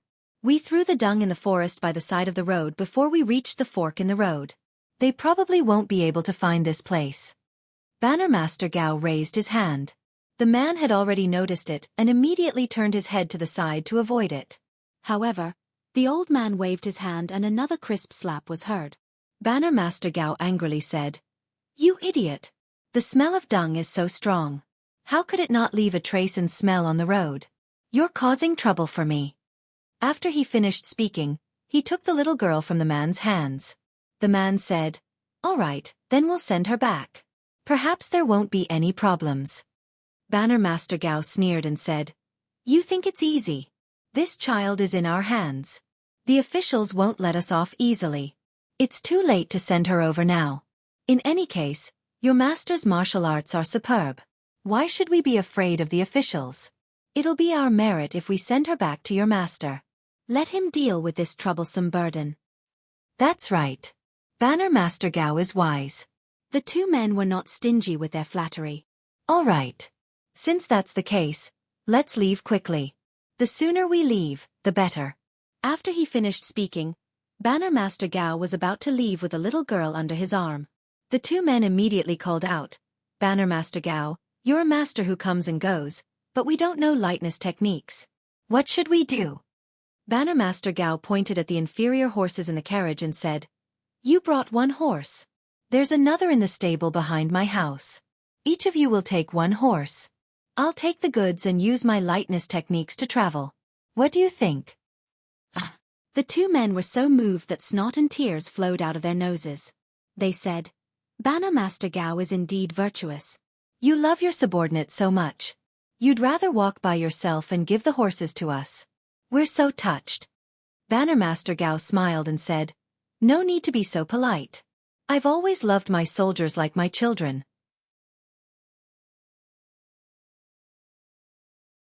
Work hard in the future and bring my spirit to greater heights.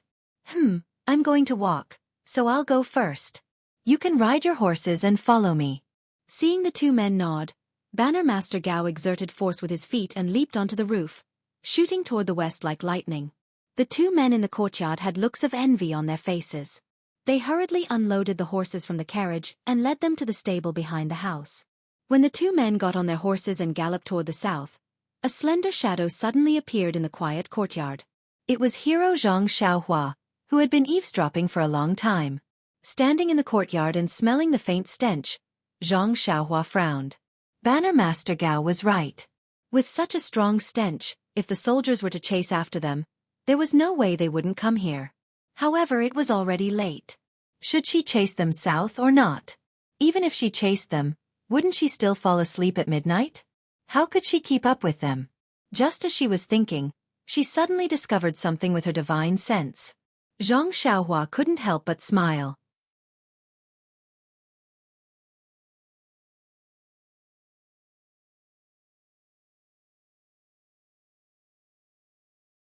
Chapter 399. Just as Zhang Xiaohua was wondering if he should chase after him, his divine sense suddenly detected that Banner Master Gao, who had already run out of the village, suddenly turned around and hid behind a huge pile of firewood by the side of the road. Not long after, two burly men on two horses galloped past the road. As they walked, they said, "Banner Master Gao's martial arts are indeed extraordinary. He disappeared in such a short time. He's even faster than a horse. Oh, and he's even bringing someone with him. AI. Who knows how long it'll take for us brothers to reach such a level of cultivation." In the dark night, the sound of the horses' hooves was quite loud and traveled quite a distance. When the two horses were far away, Banner Master Gao finally came out from behind the pile of firewood. Looking at the dark night, he turned around and actually headed back to the village. When Zhang Xiaohua's divine sense saw this, he was very surprised. Soon after, he understood that this Banner Master Gao really had some skills. Seeing that Banner Master Gao had returned to the small courtyard, Zhang Xiaohua quickly floated up to the wall and carefully bent down to observe his every move. He saw that Banner Master Gao had the little girl under his arm and didn't let go. He only went into the house to tidy up and put away some things. This time, he left the house without even closing the door and floated back into the house. Zhang Xiaohua thought to himself, this guy is really cautious. But with his movements, I still have to chase after him. Thinking this, he wasn't in a hurry. With his divine sense monitoring him, he guessed that Banner Master Gao wouldn't be able to escape. Thus, Zhang Xiaohua released his divine sense while heading toward the village entrance. He wanted to call out to Huan Huan, but after just 2 steps, a smile appeared on his face again. Of course, Banner Master Gao couldn't continue running after reaching the north side of the village. Instead, he went downstairs to another clean courtyard and entered it. A crafty rabbit has 3 burrows. This popular phrase instantly appeared in Zhang Xiaohua's mind. Zhang Xiaohua came to the entrance of the village and pulled Huan Huan to sit on the pile of firewood at the entrance of the village. She used her spiritual perception to observe for a long time and did not see any movement from Banner Master Gao. Presumably, he would be resting here tonight. This was exactly what Zhang Xiaohua wanted. He also went into the pile of firewood and closed his eyes to cultivate. The next day, Zhang Xiaohua woke up. Before she even opened her eyes, she heard the clamor of people and horses outside. Zhang Xiaohua released her divine sense and saw that the small village had already been surrounded by many armed soldiers. The small courtyard where Bannerman Gao had appeared earlier had already been discovered. Many soldiers were searching inside.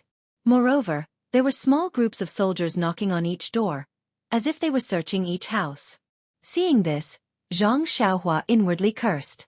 With such a commotion, Banner Master Gao must have already fled. When she turned her divine sense to the courtyard where Banner Master Gao had been last night, she found that he was still sleeping soundly. Zhang Xiaohua was puzzled. How could this guy be so calm? After carefully observing the movements of the soldiers, Zhang Xiaohua nodded inwardly. Indeed, Zhang Xiaohua had always despised the government. She thought that the government was full of worms and incompetent people who didn't need to be taken seriously. However, with her divine sense, she saw that there were many skilled soldiers among the soldiers surrounding the entrance of the village. Moreover, there were a few people with white hair and dressed in official robes. They were carefully looking at the ground and muttering something.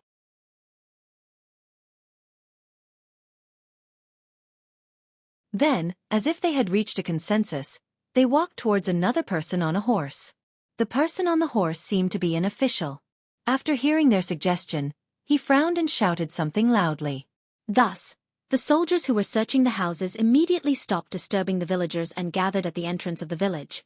When the soldiers were in formation, the official waved his hand and the entire group of soldiers headed west of the village. Wasn't that the direction the 2 of them had ridden to last night? However, before the official left, he looked around the entrance of the village as if he was looking for something. It was only when everyone had left that he patted his horse's butt and chased after them. After a while, this small village with an unknown name quieted down again. In an instant, Zhang Xiaohua's admiration for this Banner Master Gao surged like a torrential river. This guy was really smart. Last night, he had fainted a shot and then slept soundly in his room. Just like that, he had shaken off the pursuing soldiers. This was similar to the trick Zhang Xiaohua had played in the small town in front of Tanha City. However, looking at his mentality and maturity, Zhang Xiaohua could only hope to catch up.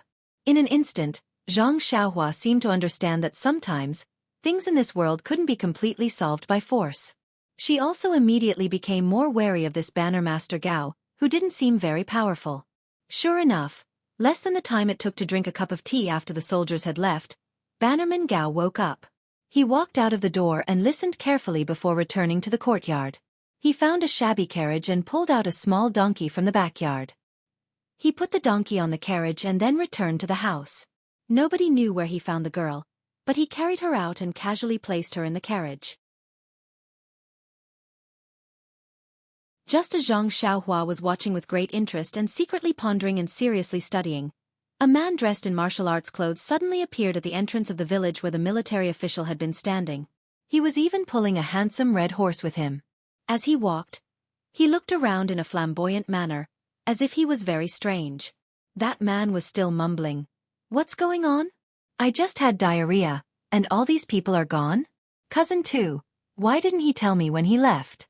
Where did they all go? Xianxia carefully identified the person, and he couldn't help but be overjoyed. This was an old friend. He hadn't seen him for a long time, and Xianxia had a special affinity with him. Wasn't this Yu Dai, the eldest young master of the Lotus Flower Escort Agency, who had studied together with Zhang Xiaohu in the martial arts training center? Speaking of the great young master Zhang Xiaohua, he indeed had an affinity with Zhang Xiaohua. On the way to Pingyang City to practice martial arts, this fellow had met the two brothers Zhang Xiaohua and Zhang Xiaohu together with Li Jinfeng and Yu Luan. They had even entered the city in the same carriage. When Yu Dai was practicing martial arts at the Lotus Flower Escort Agency, he had used his family's heirloom cinnabar palm to injure Zhang Xiaohua's right hand. If it wasn't for the fact that Zhang Xiaohua's fist of the North Star had the effect of tempering the bones, it was likely that Zhang Xiaohua's right hand would still be unable to exert any strength. Also, during the martial arts exhibition at the Misty School, Zhang Xiaohua and Yu Dai met again. However, their results were completely different. Zhang Xiaohua had passed several rounds consecutively while Yu Dai had returned empty-handed, losing all face. Of course, because the results were different, the two of them didn't know each other's battle results. After the martial arts exhibition, they hadn't met again. It had been 5 years since then. Looking at Yu Dai, Zhang Xiaohua's lips curled into a smile. Yes, it was purely a smile of seeing an old friend. It was as if he didn't remember that he had been injured by someone back then. At this time, Banner Master Gao had also gotten on a donkey cart and was heading towards the village entrance. If there were no accidents, the two of them would meet very soon. Putting aside Yu Dai's current martial arts and whether he could be a match for Banner Master Gao, even if Yu Dai could easily take down Banner Master Gao, it would still spoil Zhang Xiaohua's plan of setting a long line to catch a big fish. Therefore, Zhang Xiaohua absolutely wouldn't allow Yu Dai to spoil his plans. After thinking for a moment, Zhang Xiaohua took out a large handkerchief from his bosom and covered his face. With a twist of his body, he used Earth Escape to appear behind Yu Dai. He reached out and grabbed the back of Yu Dai's neck. In a low and hoarse voice he said, "Brother, if you want to live, then don't speak. Pull on your date red horse and follow me." Then, without waiting for Yu Dai's response, he grabbed his neck and pulled him back. Yu Dai was looking around when he was suddenly grabbed and threatened. Moreover, there was an irresistible force pulling him back. How could he dare to resist? He didn't even dare to speak. He walked backwards while pulling on his date red horse. Before long, the two people and the horse arrived at the village entrance behind several large piles of firewood. At this time, Banner Master Gao happened to be driving his donkey cart out of the village. He stopped at the village entrance for a moment and looked around before heading east. He was going in the opposite direction of the other two people from last night. The donkey cart was moving very slowly. It seemed that Banner Master Gao wasn't in a hurry. Therefore, Zhang Xiaohua used his divine sense to slowly follow him. For a short while, he wouldn't be able to escape from his surveillance. Therefore, Zhang Xiaohua only let go of his hand when the donkey cart was gradually far away. When Yu Dai felt the person behind him let go, he immediately did a somersault and dodged far away. At the same time, he drew his sword from his waist and pointed it at Yu Dai. He said sternly, "Who are you? Not only are you masked, you even dared to sneak an attack from behind. What are your intentions?" When Zhang Xiaohua saw this, he was secretly amused. He lowered his voice and said in a hoarse voice, "Who are you? Why are you here?" In fact, Zhang Xiaohua's action was unnecessary. When he first met Yu Dai, he was about 14 years old. It was the time when a child's voice changed. Now that he was 18 years old, his voice had already become deeper and was not as sharp as before. Even if he spoke normally, Yu Dai might not be able to recognize him. When Yu Dai heard the other party's question, he frowned and said, "I am Yi Yu, the brother-in-law of the leader of the 4th Troop of the city guards under the Pingyang City garrison. I followed him here to suppress the bandits. How dare you kidnap me halfway? Be careful, I will ask my brother-in-law to send troops to kill you." In the end, he was no longer confident. "Yi Yu? Suppress the bandits?" Zhang Xiaohua was laughing in his heart, but his face was serious. He said, "Oh, so you are from the government. You are here to suppress the bandits, not to kidnap a girl. Forget it then. You go your way and I will go mine. Let's just pretend that you did not see me today." When he finished speaking, Zhang Xiaohua pretended to leave. When Yu Dai heard this, he was not willing to let him go. He shouted, "That thief you, don't tell me you are the person who kidnapped my niece?" As Yu Dai said this, he wanted to draw his sword but did not dare to. He looked around, as if looking for help. Zhang Xiaohua was stunned and asked, "Your niece?" Yu Dai looked around and saw that there was no one around. He could only say, "That's right. That girl is from the government.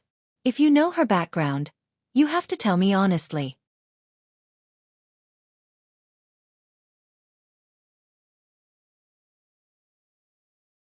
Chapter 400. At this time, Banner Master Gao's donkey cart had already traveled for a while. Zhang Xiaohua was afraid of delaying the important matter, so she said, "I'll tell you the truth.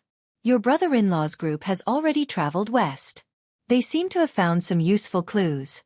Moreover, I'm not the thief who kidnapped your niece. If you want to find your brother-in-law, you can go west." When Yu Dai heard this, she turned her head to look at the small path to the west. She slowly walked in that direction, but she said, "Since you're not the thief, how do you know that I'm looking for a girl?" Zhang Xiaohua laughed in her belly, but she said, "Yes, this is what I want to tell you. If you want to find your niece, then don't go west." Yu Dai curiously stopped in her tracks and asked, "Why is that?" "Because that's the thief's plan to lure the tiger away from the mountain. The people in the west are just small fries. The real thief is riding on a donkey cart." "Ah," Yu Dai said in surprise. "How do you know?" Zhang Xiaohua smiled. "When I pulled you over just now, that thief drove his cart out of the village. He went straight east." "Why didn't I see him?" Yu Dai was surprised. "Because I'm taller than you." Seeing that the masked man in front of her was only a few fingers taller than her, Yu Dai was speechless. This didn't seem to be a very accurate reason. "Then why didn't you stop him? Your martial arts aren't good enough. The two of us should be enough, right? Why don't you chase after him? And I'll go report to my brother-in-law." Zhang Xiaohua shook his head and said, "If I stop him, then I can only save your niece. I won't be able to save anyone else. Moreover, if you go and report the news now, not to mention whether you'll be able to find that thief when you return, it won't be easy for you to find his nest." Yu Dai was also a smart person. She immediately understood Zhang Xiaohua's meaning. "Then you mean to say that we should follow that donkey cart? Just the two of us?" Zhang Xiaohua thought to herself, "Nonsense, do you think I want to take you there? If it weren't for the fact that you'd run into Bannermaster Gao just now, and if it weren't for the fact that you'd report to your brother-in-law, who we don't even know if it's true or not, would I have taken you there?" His face was expressionless as he nodded.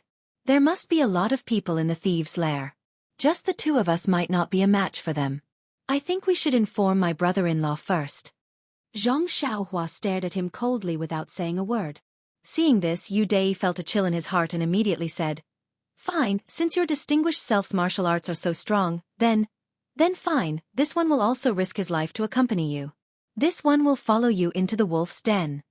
Yu Dai understood that this man would definitely not let him go. If he did not follow him, he might be killed immediately. The feeling of being grabbed by the back of his neck was very uncomfortable.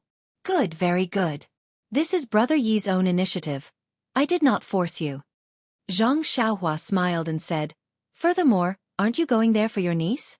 Your intentions are commendable." Yu Dai secretly curled his lips. Zhang Xiaohua let out a long whistle and the 4 deer Huan galloped over from outside the village.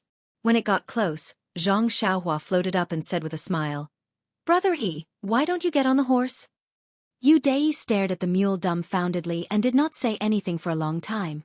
Finally he asked, "Your distinguished self, you're going to ride this? Can you catch up to that donkey cart?" Zhang Xiaohua smiled and said, "Isn't it just a donkey cart? It's not a carriage, so why can't we catch up?" They were also speechless. That's right. Didn't he just say that it was a donkey cart? Using a mule to chase a donkey was exactly the right thing to do.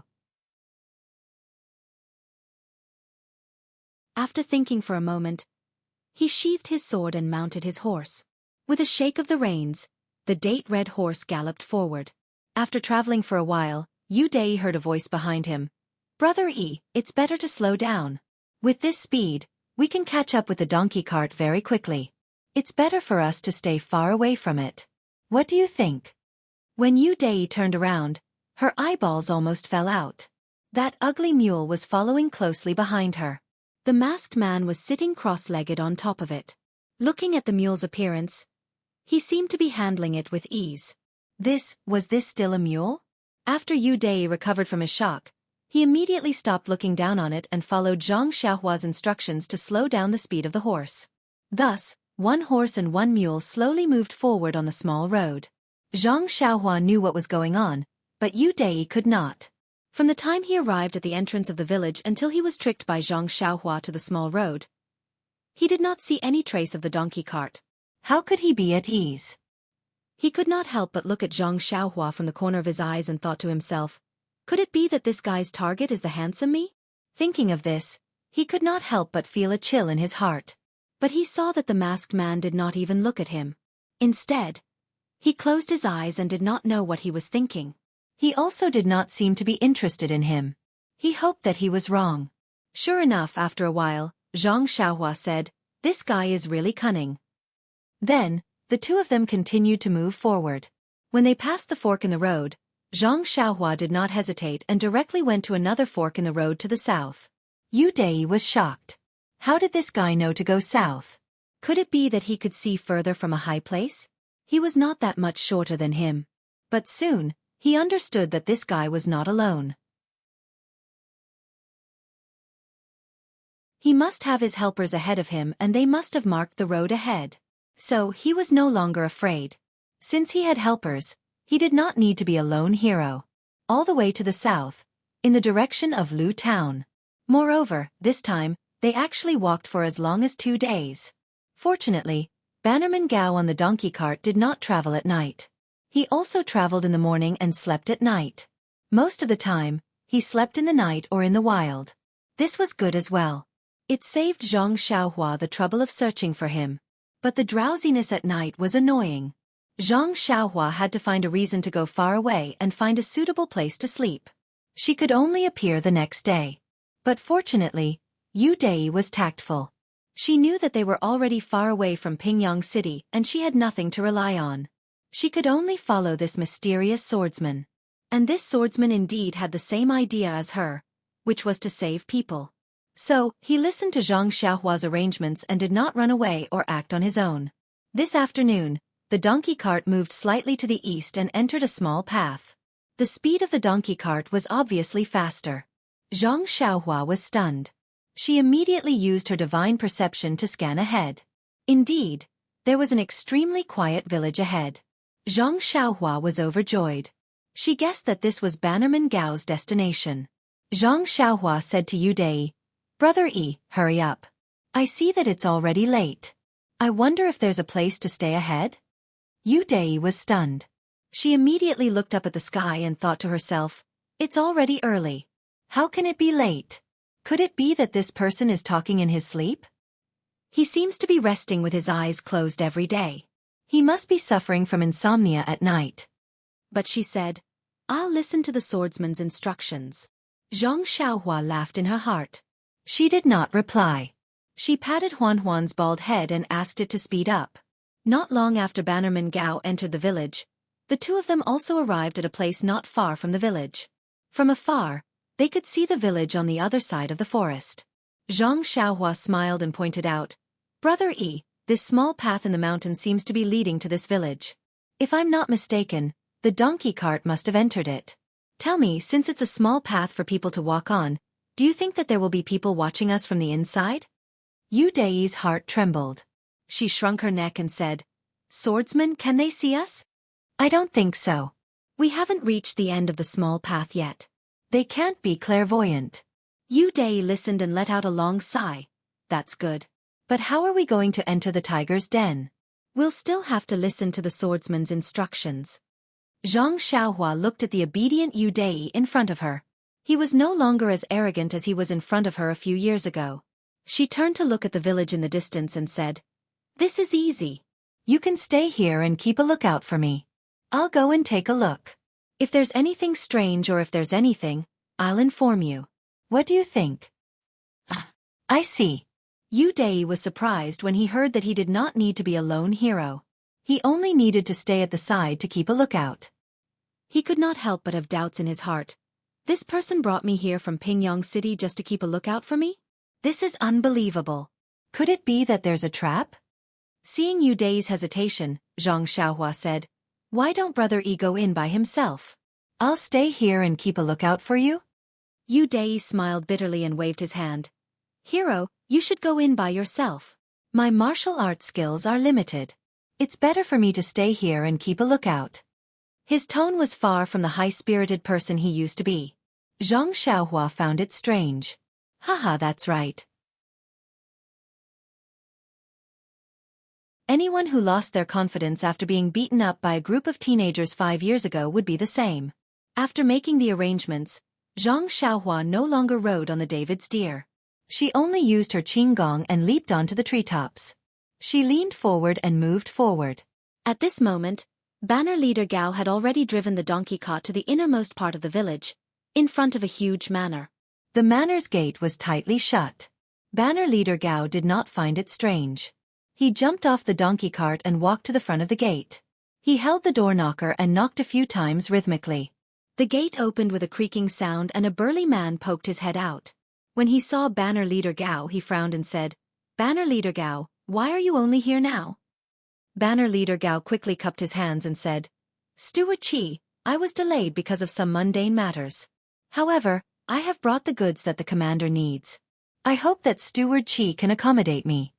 When Steward Qi heard this, he looked at the donkey cart outside and said with a smile, "Banner Leader Gao is still the best. You have completed the commander's order so early. Come, let's go to the Jiaomen. I will open the gate for Banner Leader Gao." Banner Leader Gao cupped his hands and went down the stairs. He drove the donkey cart to the Jiaomen. At this moment, the Jiaomen was already wide open.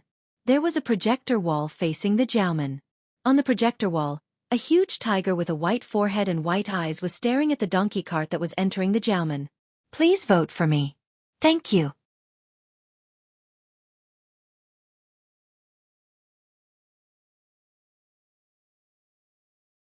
Chapter 401. The manor was surrounded by forests. Many of them were pine trees that didn't shed their leaves even in the winter. They were there to conceal something. However, this was exactly what Zhang Xiaohua wanted. She hid herself in a corner and released her divine sense to carefully observe the surroundings. She saw a very large manor. It seemed to be as big as the entire village. The interior was indeed different from what Zhang Xiaohua had seen before. There were fields and houses in Huanxi Manor. The manor of the South Sea Flood Dragon King in Jianghu City also had mountains and rivers. However, this manor was mostly made up of small houses that looked very neat. Banner Master Gao drove the donkey cart through several crisscrossing paths and stopped in front of a large hall in the middle of the manor. Just as he was about to get off the cart, 2 men dressed in green came out of the large hall. When they saw Banner Master Gao, they said in surprise, "Banner Master Gao, why are you here again? Could it be that you found some good goods?"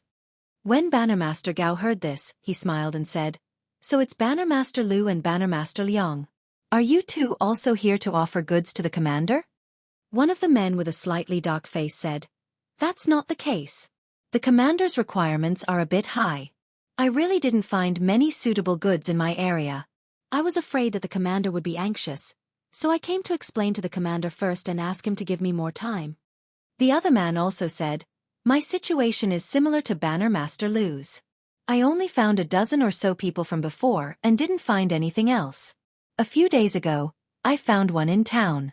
However, before I could offer her to the commander, I ran into an expert and was saved." Su Lu also had his acupoint sealed and a group of people lit up a sky lantern. Hearing this, Banner Master Gao was stunned and said, "Why is Su Lu so unlucky? He actually ran into a group of experts." That Banner Master Liang smiled bitterly and said, "I don't know exactly how many there were. The people who lit up his sky lantern were only ordinary people in town.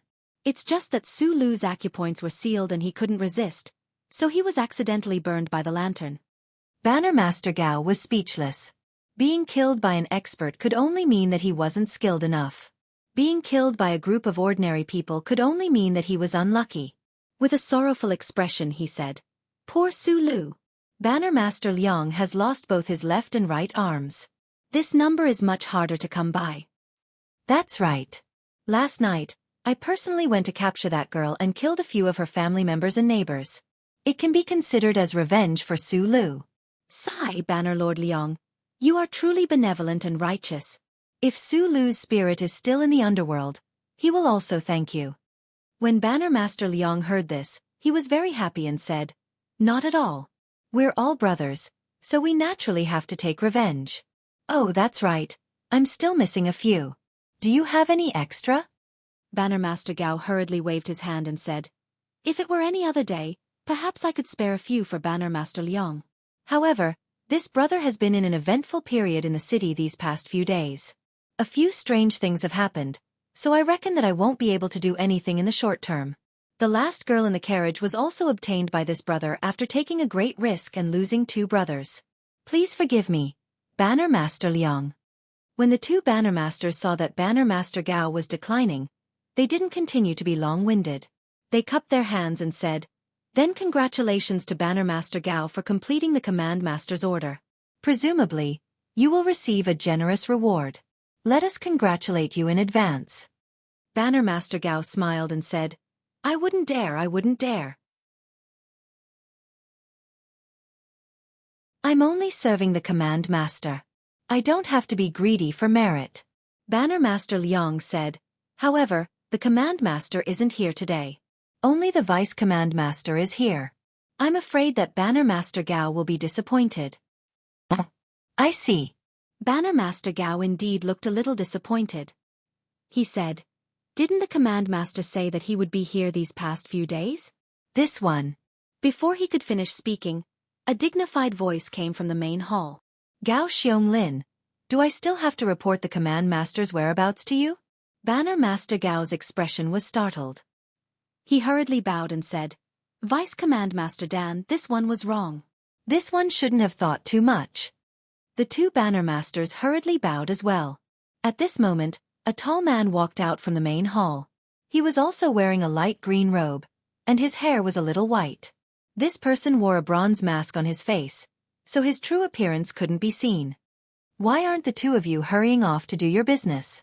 Can't you see that there aren't many disciples in the manor? They've all gone off to do their business. Why are the 2 of you still standing here chatting? The masked Vice Command Master Dan said coldly. The 2 Banner Masters didn't dare to tarry. They bowed again and hurriedly left.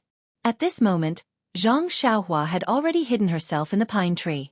She released her divine sense and saw Vice Command Master Dan standing at the main hall's entrance. Xianxia frowned. She tried to use her divine sense to see through the bronze mask to see Vice Command Master Dan's true appearance. However, just as her divine sense was about to envelop Vice Command Master Dan, Vice Command Master Dan seemed to sense it. He suddenly raised his head and looked around in the air. Xianxia was greatly alarmed. She hurriedly withdrew her divine sense and thought to herself, could it be that this person can sense divine sense? When Xianxia withdrew her divine sense, Vice Command Master Dan also seemed to sense something. He frowned slightly and continued to look around in confusion. After a while, he didn't discover anything. He asked, Gao Xianglin, when you came here, was there anyone following you? When Banner Master Gao heard this, he immediately replied respectfully, I was cautious. Vice Command Master Dan should know that I took many detours to get here. I didn't even notice anyone following me. Even if there was someone following me, I would have shaken him off long ago. Vice Command Master Dan replied. However, he still wasn't completely at ease. He activated his inner energy and magnified his senses to check carefully. He then said, Perhaps I was overthinking. Oh right. You said that Pingyang City isn't very peaceful. What is it? Tell me about it. Banner Master Gao smiled and said, Vice Command Master Dan, please take a seat inside. I will pass the girl in the carriage to you and tell you about it in detail. How about that? All right. Gao Xianglin. You just like to scheme. Vice Command Master Dan smiled and said, Aren't you just afraid that I won't reward you? Come. Put the girl in the back hall and tell me in detail about the strange incident. Then, I will give you the reward that Vice Command Master Dan promised. Really? Banner Master Gao was overjoyed. Thank you, Vice Command Master Dan.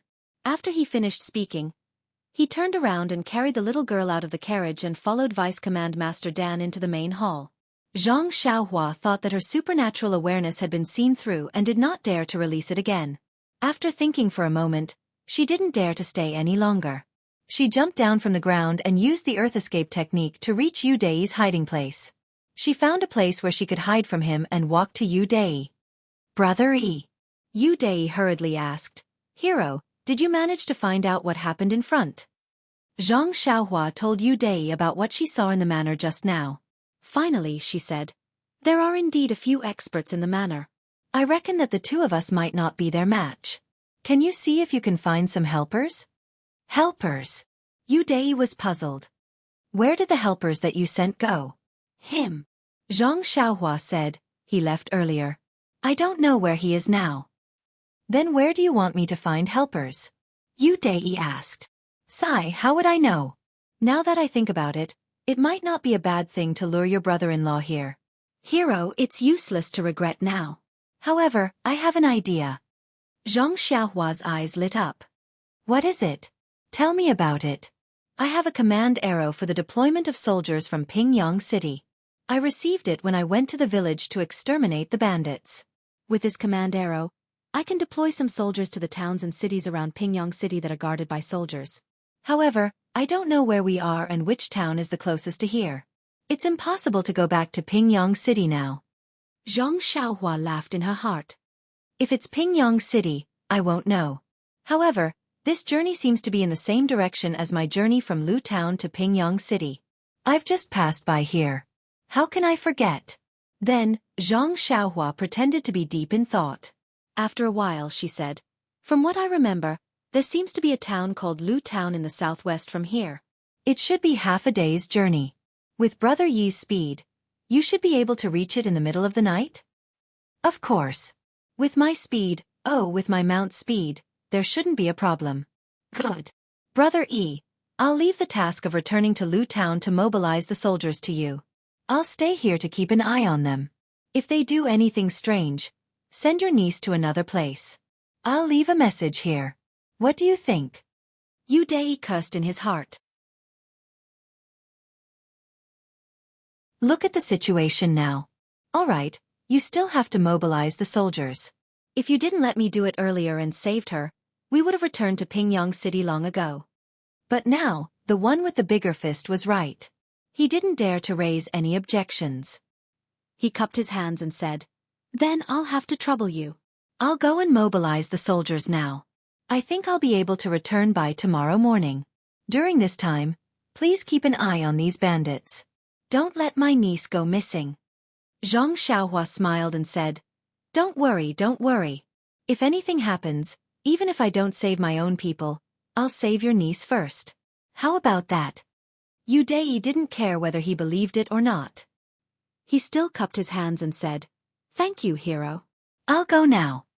After he finished speaking, he mounted his horse and lashed out with his horsewhip. The purplish-red horse's hooves flew as it galloped along the small path. When Yu Dai was far away, Zhang Xiaohua sat cross-legged and pondered carefully. Ever since she cultivated her divine perception, no one had ever found out about it. How did it get discovered today?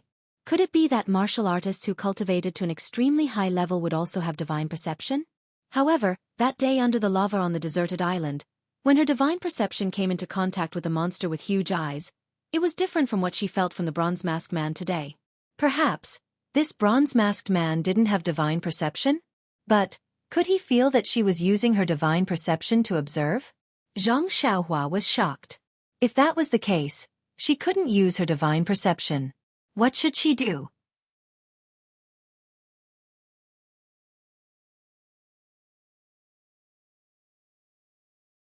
Chapter 402. Zhang Xiaohua's guess was right. Martial arts were modified from the way of the Immortals. Many skills and supernatural powers were based on the way of the Immortals. Divine sense was a supernatural power unique to the way of the Immortals.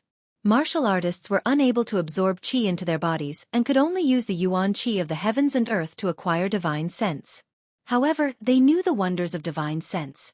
In the past 10,000 years, many talented martial artists had cultivated their internal energy to the peak according to the records in the ancient books.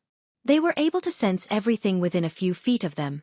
Although the deputy commander of the manor wore a bronze mask and did not want anyone to know his true face, he was still a famous figure in the Jianghu. Of course, even if he did not wear the mask, Zhang Xiaohua would not recognize him.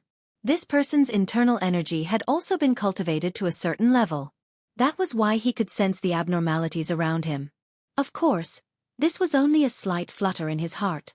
If it was really as Zhang Xiaohua thought and he could sense someone using divine sense to spy on him, this deputy commander would still need to cultivate for more than 10 years.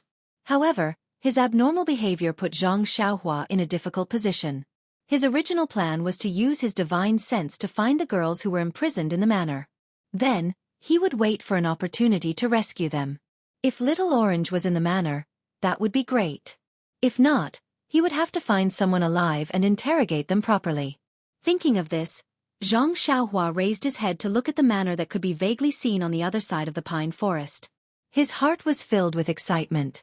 This old man with the bronze mask is obviously the leader of the manor. Since he can sense my divine sense, he should be a master of martial arts. Ever since I returned from the deserted island, none of the opponents I encountered were able to withstand a single blow from him. I don't know how good my martial arts are. If I can exchange a few blows with this person, it will be a test for me. Since ancient times, there have been many heroes in the Jianghu. Who would have thought that a country boy like me would have the qualifications to compete with a master of the Jianghu? Life is so fast. Thinking of this, Zhang Xiaohua almost had the urge to charge into the manor and challenge the old man with the bronze mask. However, Zhang Xiaohua could not help but laugh. It seemed that her temperament was still not tempered enough. The most important thing now was to find Little Orange, rescue the girls in the manor, and compete with the bronze-masked old man in martial arts. Which time was not good. Zhang Xiaohua patted the head of the David's deer and took the long sword from Huan's back. But after thinking for a while, she put it back. She only had 2 weapons now. One was a long sword and the other was a small sword. The small sword could be kept in her bosom, but the long sword could not be. But in the future, when she roamed the Jianghu, she would definitely see a weapon. The small sword could be activated, which was a cultivation method of immortality. It was her secret and could not be revealed. Otherwise, she would immediately become the target of the entire Jianghu. So the long sword was her only choice. In today's trip to the manor, there were many opponents and she was alone. However, she knew that there were tigers in the mountain, but she still went to the mountain. If she only relied on her long sword, she might not be able to succeed. She would have to rely on the cultivation method of immortality, or even the escape method to be effective. Instead of that, she might as well use the small sword directly. Zhang Xiaohua put the long sword away and tidied the handkerchief on her face.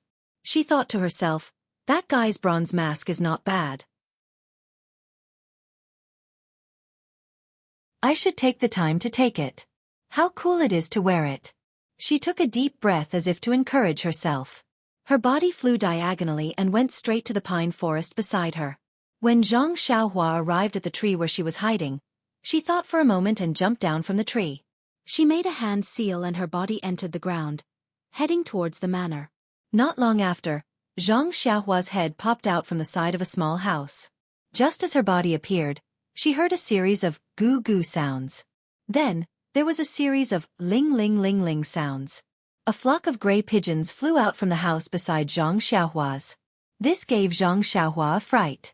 Before she could steady herself, she immediately made another hand seal and escaped to another place. When they were far enough away from the room, they saw 2 men dressed in martial arts attire running out of a house. They looked at the pigeons circling above the house and then carefully looked around. One of the men shouted, "Old Seven, did you see anything?"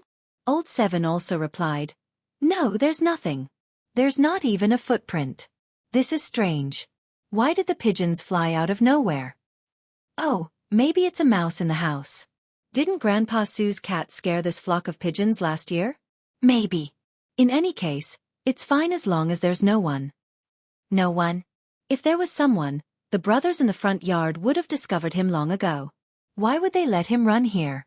Brother Zhang, if you said this before the new year, you wouldn't be wrong. But now, All the brothers are out looking for people for the commander. Where is the previous strict security? Brother Jiang smiled and said, "Let's go. We're just pawns. We don't even have the task of looking for people. I really don't understand why our commander needs so many girls. Even if he's a groom every night, he doesn't need to be in such a hurry to get 77 girls, right?" Then, he hesitated for a moment and said in a low voice, "Moreover, many of the girls he got are only a few years old. Why do you think our commander has this kind of hobby? Although I've never seen the commander's real face, looking at his figure and hair from afar, he doesn't seem to be young. His body, will he be able to withstand it?"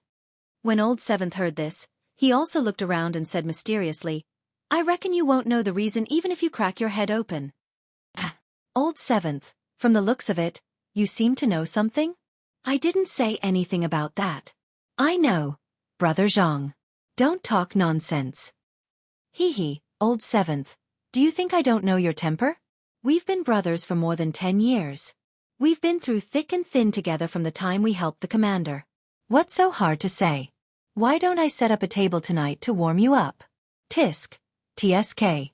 Speaking of this, Brother Zhang is being an outsider. Yes, I won't hide it from Brother Zhang. A few banner masters were drinking together before the new year, and I was fortunate enough to serve them. I overheard some of it, but I've never told anyone. I'm telling Brother Zhang today because we've been brothers for so many years. You absolutely must keep this a secret for me." When Brother Zhang heard this, his eyes lit up. He patted his chest and said, "Who's your brother Zhang?" "Zhang Yilong, who's known to be tight-lipped. How could he have leaked it?" "Hey, Old Seventh, tell me about it."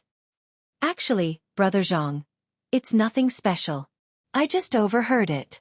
It said that the commander recently obtained a method to cultivate internal energy. He uses 77 girls who were born on the 7th day of the 7th month to harvest their primordial yin. He can cultivate a type of peerless internal energy that's rarely seen in the world. Ah!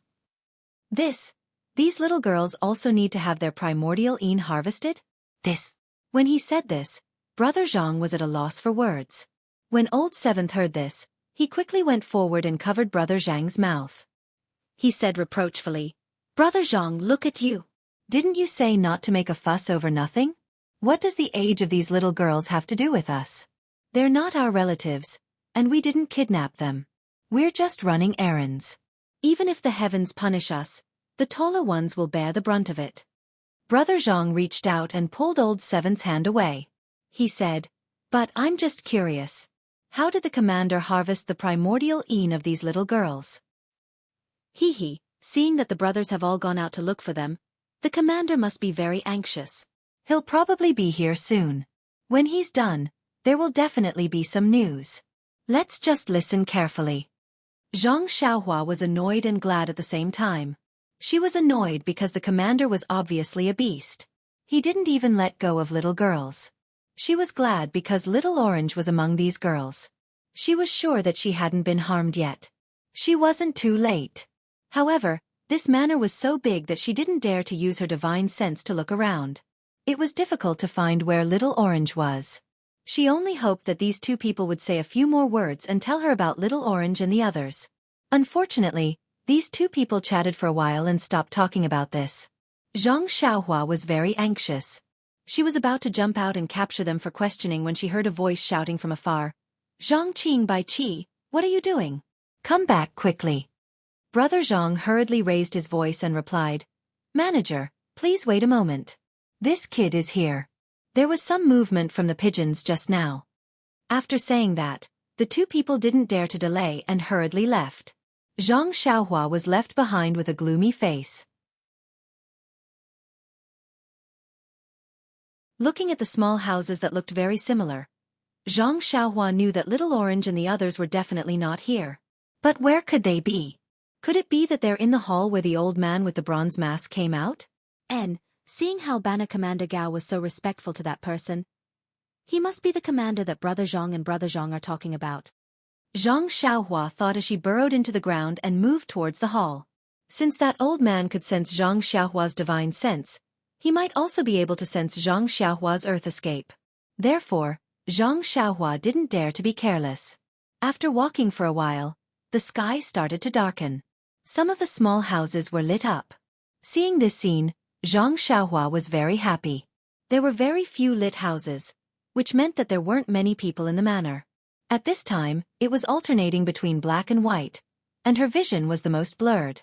Wasn't this the best time for Xianxia to make a move? Xianxia flashed out. She didn't go towards the hall. Instead, with the hall as the center, she walked around the manor. She confirmed that other than the slightly bigger house in the hall, the other houses were all small. Little Orange and the others couldn't be outside. Only then did she walk to the vicinity of the hall. To be honest, Xiaohua's usual method was to use her divine sense to open the way. It was always successful. Now that she used her divine sense, she felt that her hands and feet were tied. She was extremely uncomfortable. Looking at the hall, which was slightly bigger than the small houses next to it, Zhang Xiaohua frowned. There were 77 people, and they weren't standing upright in the house. The hall didn't seem to be able to fit them all. At this time, there was a faint light coming from the hall. Zhang Xiaohua made up her mind and flew over, landing on the roof of the hall. Please vote for me. Thank you.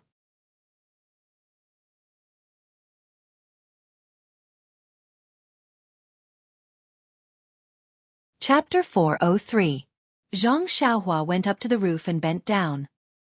He put his ear to the roof and listened carefully.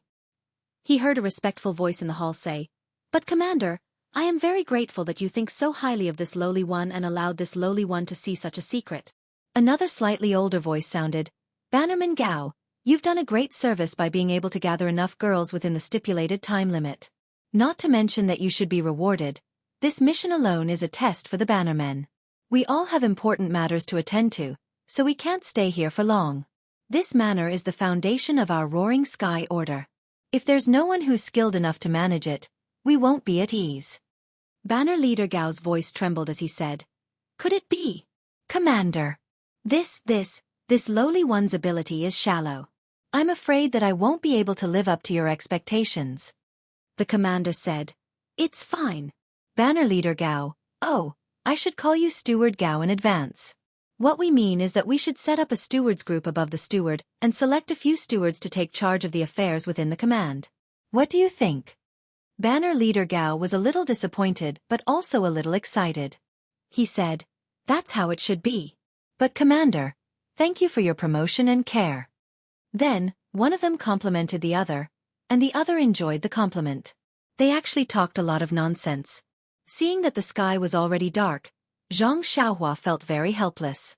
She was about to go down the roof and find a person or two to capture and ask about the details when she heard Banner Leader Gao say, "Commander is indeed talented and bold. If it wasn't for Commander, this lowly one wouldn't have dreamed that there would be such a spacious underground hall under this hall that's only a few feet wide." When the commander heard this, he laughed softly and said, "Steward Gao, you praise us too much. The underground hall wasn't our work. It already existed long before we took over this manor." Manager Gao seemed a little awkward, forcing out a smile. "That is also because of your good fortune. Otherwise, such a good thing wouldn't have been sent to you." Hearing this, Zhang Xiaohua's heart skipped a beat. He thought to himself, "These two people have spoken so much nonsense. This young master has drunk so much cold wind on this roof. Only this sentence is the most effective. But, is the entrance to the underground hall inside the hall?" Thinking of this, Zhang Xiaohua couldn't help but laugh in her heart. "Do I still need to find the entrance now?" Then, Zhang Xiaohua flipped over and landed lightly. She was like the wind and did not attract the attention of the commander in the hall. Before her body landed, Zhang Xiaohua had already formed a seal. When her body landed on the ground, she immediately burrowed into the soil. At this moment, a man holding a tray in his hand was wiping his eyes vigorously. He asked the person beside him, "Brother, did you see a figure land on top of the hall just now? Why did it disappear as soon as it landed?" The person beside him laughed and said, "Seventh brother, could it be that you have gone crazy from holding it in these few days? Who can disappear after landing on the ground? Even if one's lightness skills are superb, there should still be a figure left behind." "It's true. I really saw it just now. It must be right." "Forget it, seventh brother. The sky is so dark. How could you see it? It must be an illusion." No, I just saw it with the help of the light in the hall. How could it be an illusion? Then, seventh brother, why don't you go to the hall now and report to the vice commander?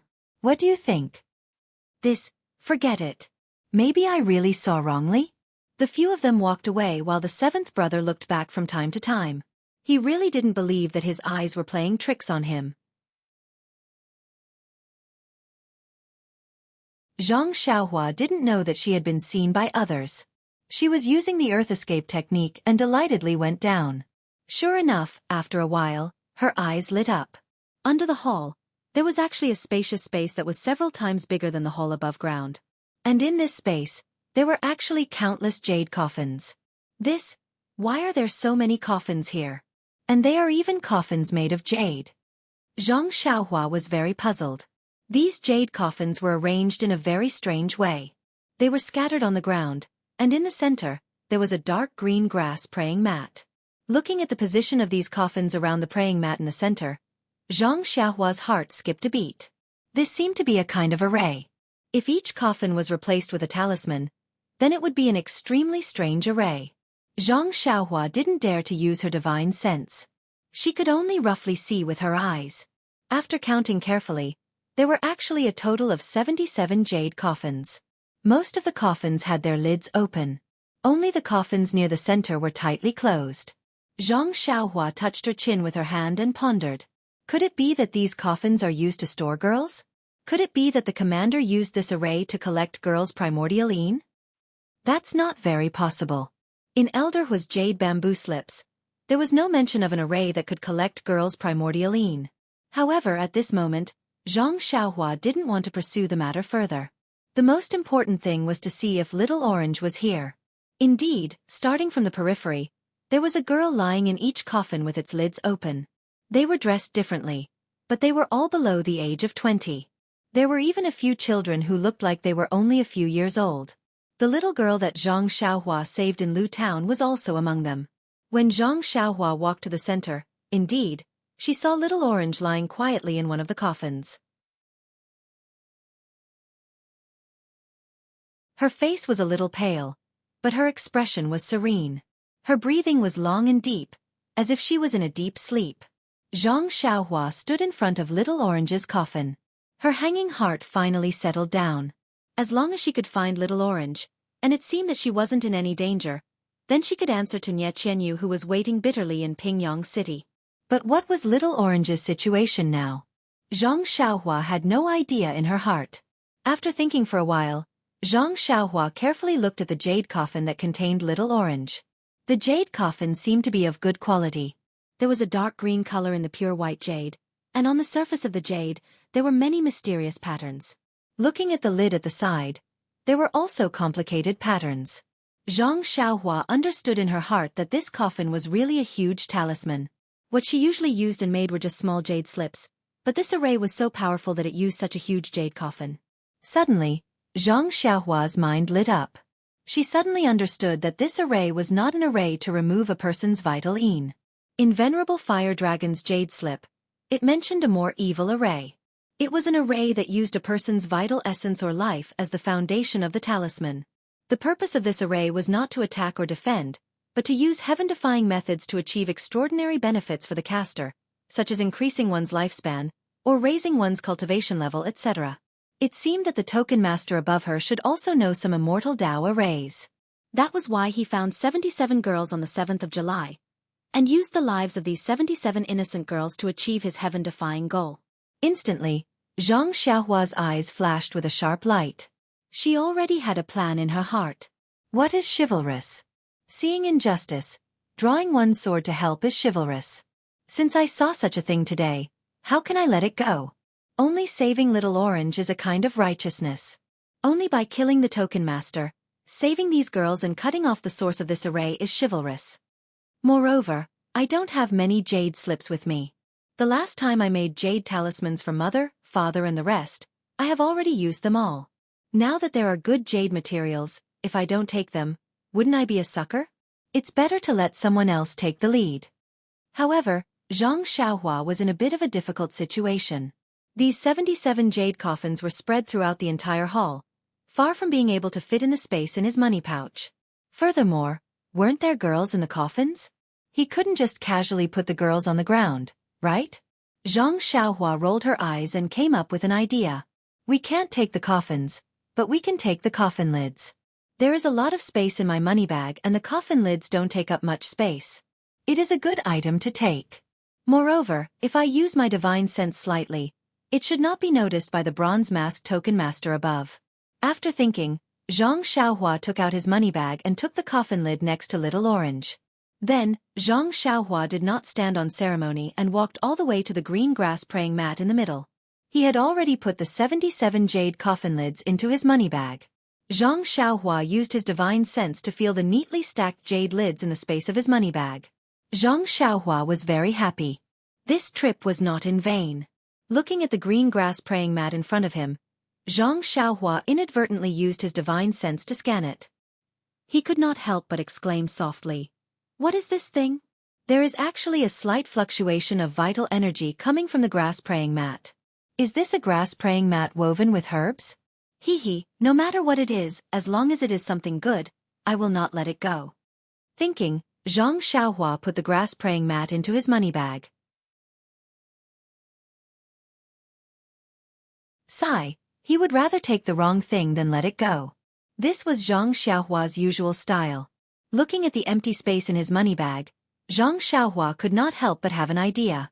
The array in this hall was obviously an evil existence. How could he let it continue to exist in this world? If he took away the coffin lids, he did not know if he could destroy it. If he could still make it work, then wouldn't it be a waste of his efforts? However, if he was asked to smash these jade lids, he could not bear to do it. Why not take away the other empty coffins? When he had a use for them in the future, he could cut them into jade pieces. Wouldn't that be perfect? Killing two birds with one stone. With a perfect reason, Zhang Xiaohua then put the last 10 jade coffins into the money bag, filling up the space. Finally, Zhang Xiaohua clapped his hands and walked in front of Little Orange, reaching out to pull him out.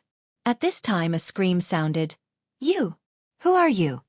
Please add, please tip, thank you." You're tuning in to the Wisdom Diary YouTube channel. Don't forget to subscribe and join us on this journey to catch the most captivating stories.